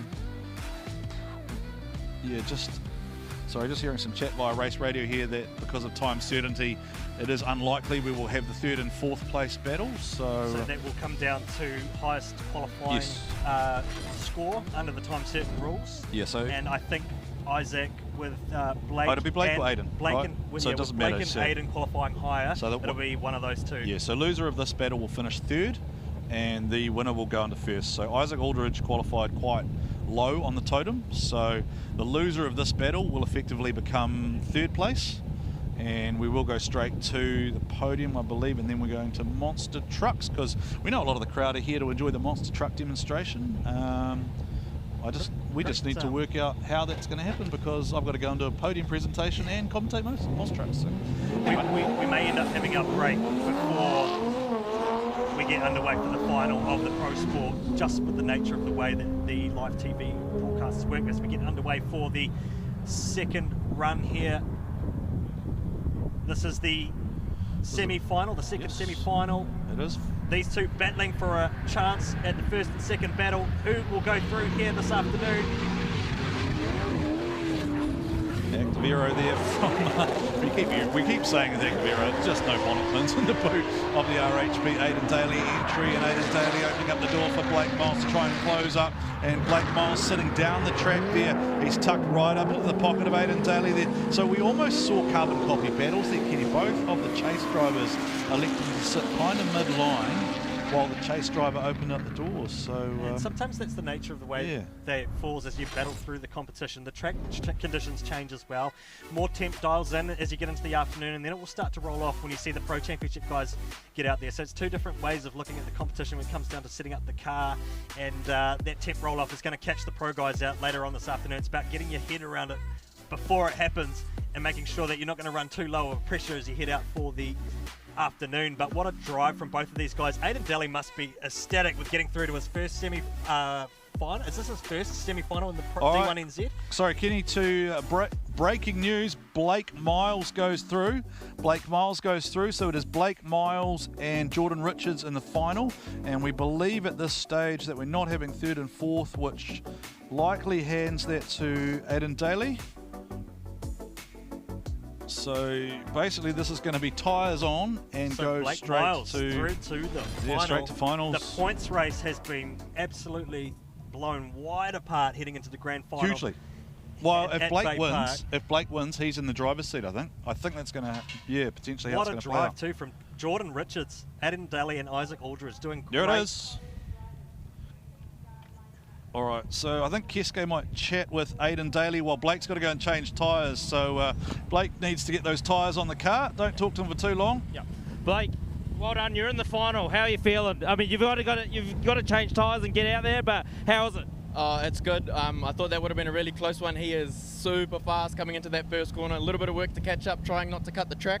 You get marked down for that, so just stoked to be in the final. So yeah, just call Civil Construction S15's putting in the work. It is putting in work, mate. Have fun. Kill it out there, mate. All right. All right, we're here with Aidan. Mate, that was a battle. How do you feel? Oh, I'm stoked, eh? The amount of adrenaline, like, it's insane. Yeah. You know, Blake, amazing driver. First time on this track as well, he's done bloody well. But yeah, stoked with where I am so far and happy to keep going. Good on you, mate. I mean, your teams obviously have the car really good. You were on form all day. Your car's pretty fast too, mate. So I mean, do you have anyone to thank? Yeah. So first of all, I'd like to thank my old man. He does heaps on the cars for us. I'd like to thank Pops, who's at home watching. Couldn't make it this time. You know, all the boys, Sam, Clay, Kurt, Mitch, Johnny, you know, all big hands, so thanks heaps to them. No, well done, Aidan. Good weekend, mate. We'll see you at Bay Park. All right, so we are being told that there is no third and fourth place battle, so we will check out some quick highlights of the action to see how we got to here. And then we will go to some highlights to see how we got to the final as we watch Aidan Daly look a bit like a learner driver there, just bumping, and now it's stalled. Keske, if you wouldn't mind just pushing that car, mate, just add that to your invoice later on. Has it stalled? Here we go with some event highlights so far. So this is the Caleb Sheehan and Blake Miles battle. Blake Miles, of course, is in the final, so we're waiting for him to put new tyres on. Sheehan dropped the wheel there, and that was all she wrote for him. Large crowd in attendance here at Manfeild in friendly Feilding. Ryan Parry's Alia Mayer, and it was Ryan who got the battle there over Zalia, but Zalia hung that lap together and she was pretty proud of herself. Aidan Daly, who we've just seen, and he is going to go home in third place for the weekend. That is his first podium, Kenny, I believe, in D1NZ. Curtis Lilly, championship leader, Sam Rowson. Curtis Lilly on the trailer earlier than we expected out of him. Rowson all the way through to battling Aidan Daly one more time and then out in the 8. Massive points shake up this event for the Pro Sport class. And that was, of course, that contentious tyre change there, Kenny. But the DSO electing to we weren't quite sure where. That, we initially thought that perhaps it debeated at the start of the run, but as it proved, he made contact with the ripple strip. The hard luck story for Riley McKeown, who qualified in P2 yesterday, but unfortunately spinning out in his battle. Dan Edwards smoking the clipping point. And there was that weird thing that happened there too. Corbin the axle Wilson letting go axle, with yep. Corbin Wilson. They called the 5 minutes and was able to fix that axle. Curtis Lilly went bye-bye across the infield there. Oh, that was so fast. And it just goes to show when a car comes unstuck here at Manfeild just how fast it is. Yeah, he probably needs new race underwear, I would imagine, if there's a sponsor out there. Talk to Curtis Lilly and the team, because I reckon he needs a new pair of Nomex after that one. We are just checking out highlights because we only have our final left to go here at the D1NZ round number 4 here at Manfeild. Big crowd in attendance here, about ready to check out some monster truck action as soon as we get through our Pro Sport final. And here we go with a look at Blake Miles taking out Ryan Parry. There's that contact. Yeah, and that was adjudged to be the lead car's fault there, so we did get some clarity there that the lead car had slowed and been the adjudged cause of that contact. Aidan Daly versus Rowson, and Daly got that win there after they went one more time. There's that flat tyre that we talked about, and of course only the one side can be replaced under the DB rules, which in one way or another can put you at a bit of a disadvantage when you've got one wheel that's got fresh grip and another that's been roaded. And Yeah, Guy Maxwell 113% off the track and took himself out. Great drive from Isaac Aldridge this weekend, getting into the top 4 in the Landmark Homes BMW. And we are looking again at the sorry, that's the OMT battle there from Sam Rowson, and Sam Rowson went off-roading there. And then Aidan Daly went off-roading, so effectively that was where we got the lead for lead and style only call being made, and it is Aidan Daly, and we believe Aidan Daly unofficially is 3rd place for Pro Sport for the weekend, but we do await the official confirmation of that. We'll hand over some silverware, but I would imagine what's going to happen probably is we will probably go off-air, Kenny, and maybe do that presentation after the monster truck demonstration, or possibly even wind it into Pro later on this afternoon, depending on how time goes here at Manfeild. There is a huge crowd here. Hello, crowd. How are you all up there on the bank? Give us a wave if you can hear me. Hopefully we've got some cars about to go out on the track there. Big old crowd in attendance. Put your hand up if you're here to see the monster trucks. Put your hand up if you're here to see some D1NZ drifting. That was an unfortunate cut, wasn't it, Kenny? We got one. Oh, that just proved me wrong. Make me look bad. We'll try it again. Should we try the Manawatū again and see if we can do it round the crowd? Do you guys know how this works? We start at one end of the grandstand, but I need my cameraman to play along with me. So I need my cameraman to go right to one end of the stands, and we start from one end or the other. Show me where you are, I just need to work out where you are. So yeah, go right to the far end of the track if you can. Keep going, keep going. Keep going to your left. Keep going to your left, right up the far end of the bank. Can you go any further? All right, so the way that this works is when I count you guys down, I'll count you guys 3, 2, 1, and I want you to throw the mana wave, right? And then we're gonna go along the grandstand. So let's try this. 3, 2, 1, and wave! And keep going, keep going, keep going, keep going. Okay, keep going, and then we'll try coming back the other way. All right, so you guys, I don't know if you can hear me. So you guys at the far end, yeah, stay right there, cameraman. So right up the top there is a man in an orange 24 suit. Wave if you can hear me, sir. The man in the orange t-shirt, wave if you can hear me. It says 24 on the front. It's a Kill It Daily t-shirt. Right, you guys right there. Yeah, you're waving your hands right now. Let's try this again. 3, 2, 1, mana wave, go the other way. 3, 2, 1, go! Sort of. Keep going, keep going, keep going, keep going. Keep going, keep going, keep going. There we go, keep going, keep going. Keep going, keep going. One guy up the back doing a monkey wave. And we're into, you guys have been here a long time. That's fair. And then the nice friendly wave from the kid. I hate to say this, but Aucklanders follow instructions way better than people from Feilding do. I'm going to assume you're all from Wellington. That's why I can't tell you what to do. Alrighty, here we go, the final. Blake Miles, #1 qualifier, looking at snake eyes. Jordan Richards fights his way through, qualified in position number 10.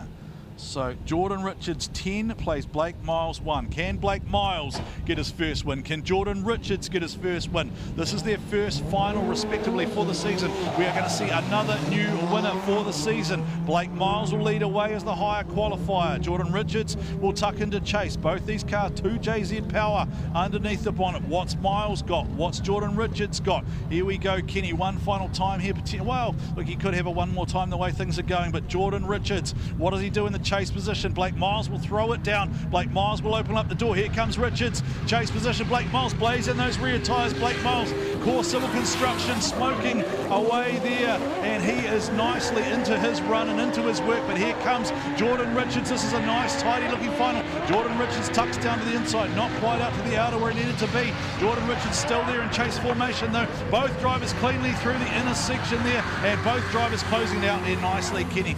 Good lead run there from Blake Miles. Left the door open for Jordan Richards. Some great driving this afternoon from the Pro Sport 235 class. Blake Miles, your top qualifier. Is he going to be one of the few who are able to convert a top qualifying performance and take a round win? There are very few people that can do that. Jordan Richards, though, on a hell of a drive this weekend as well. He'll want his first ever D1NZ podium and potentially up for a round win. Yeah, that section there is the only thing I think potentially that could hurt Jordan Richards. Just the way he came up kind of shallow through there. This is going to really come down to how Blake Miles delivers that part of the section, right? So right here, you just see Jordan Richards sits down to the inside of the track. The Richards car seems to be really unsettled when it's on a tighter line, the way it reacts to the bumps, and you see that there, especially on entry, and he just sort of held that line all the way through. So I think Blake Miles certainly leaving the door open for him to get up on the rear quarter and approach that A-pillar. Yeah, I'm just going to wait too for race control to tell me how we're managing prize giving. I think we might be going straight to the monster trucks after this because we do need to reset, I think, and get ourselves ready for our Sky TV this afternoon. So as soon as I have that information, I'll let you know. But for now, I'll stay here with Kenny and we'll call the final through.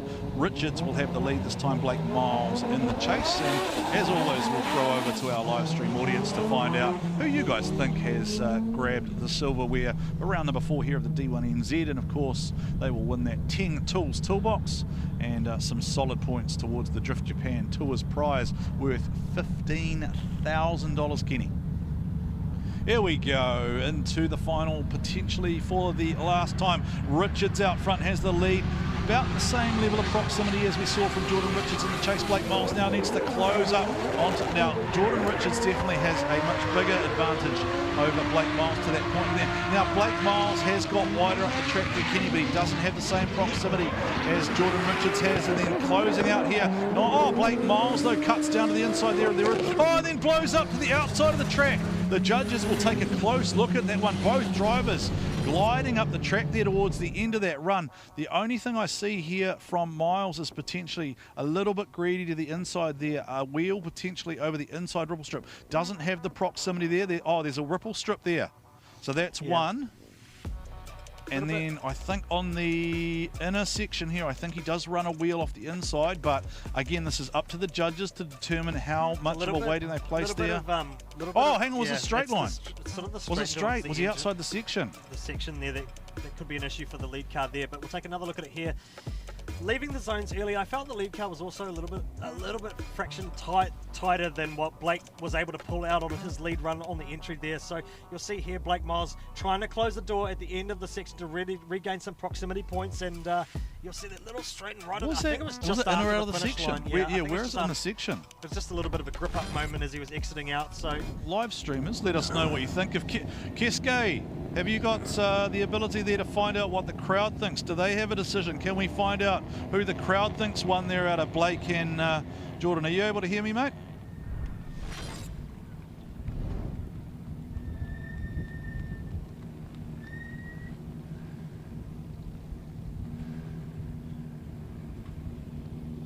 All right, Keske, if you can hear me, can you find out who the crowd thinks won? Was it Blake or was it Jordan?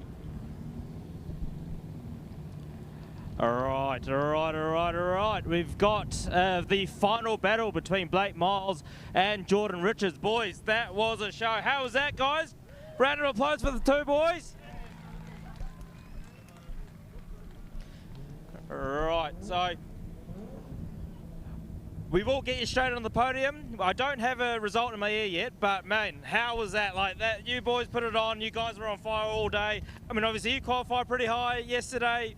You know, like both of you just looked like you're really enjoying it. How was it? It was awesome. I knew he was super consistent, going to be super fast. I knew I could trust him. Got a bit of a gap on me on that first corner, so I need to work on that. But it was just awesome to be out there. Awesome battle, and yeah. No, good on you, mate. How about you, Jordan? I knew I could chase Blake. He's been, you know, 4-time P1 and quali this year. So, I mean, I knew he would put on a stellar lead, so allowed me to get up on the door. I would have liked to have been a bit closer.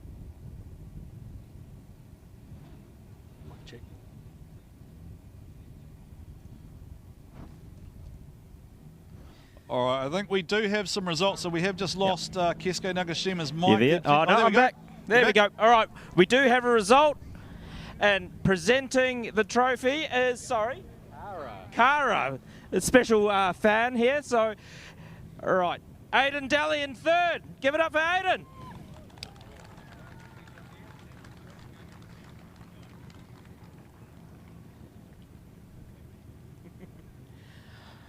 All right, your winner for round 4 at Manfeild Pro Sport, Blake Miles.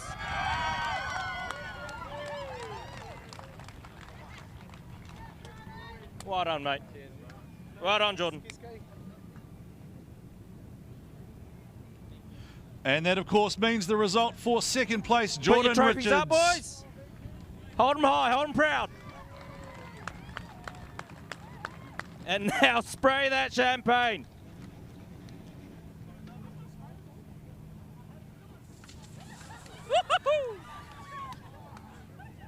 All right. All right, now that was Pro Sport Round 4. How was that, guys? Did you guys enjoy that? Because I sure did. The boys put on a show. Everyone's leveling up.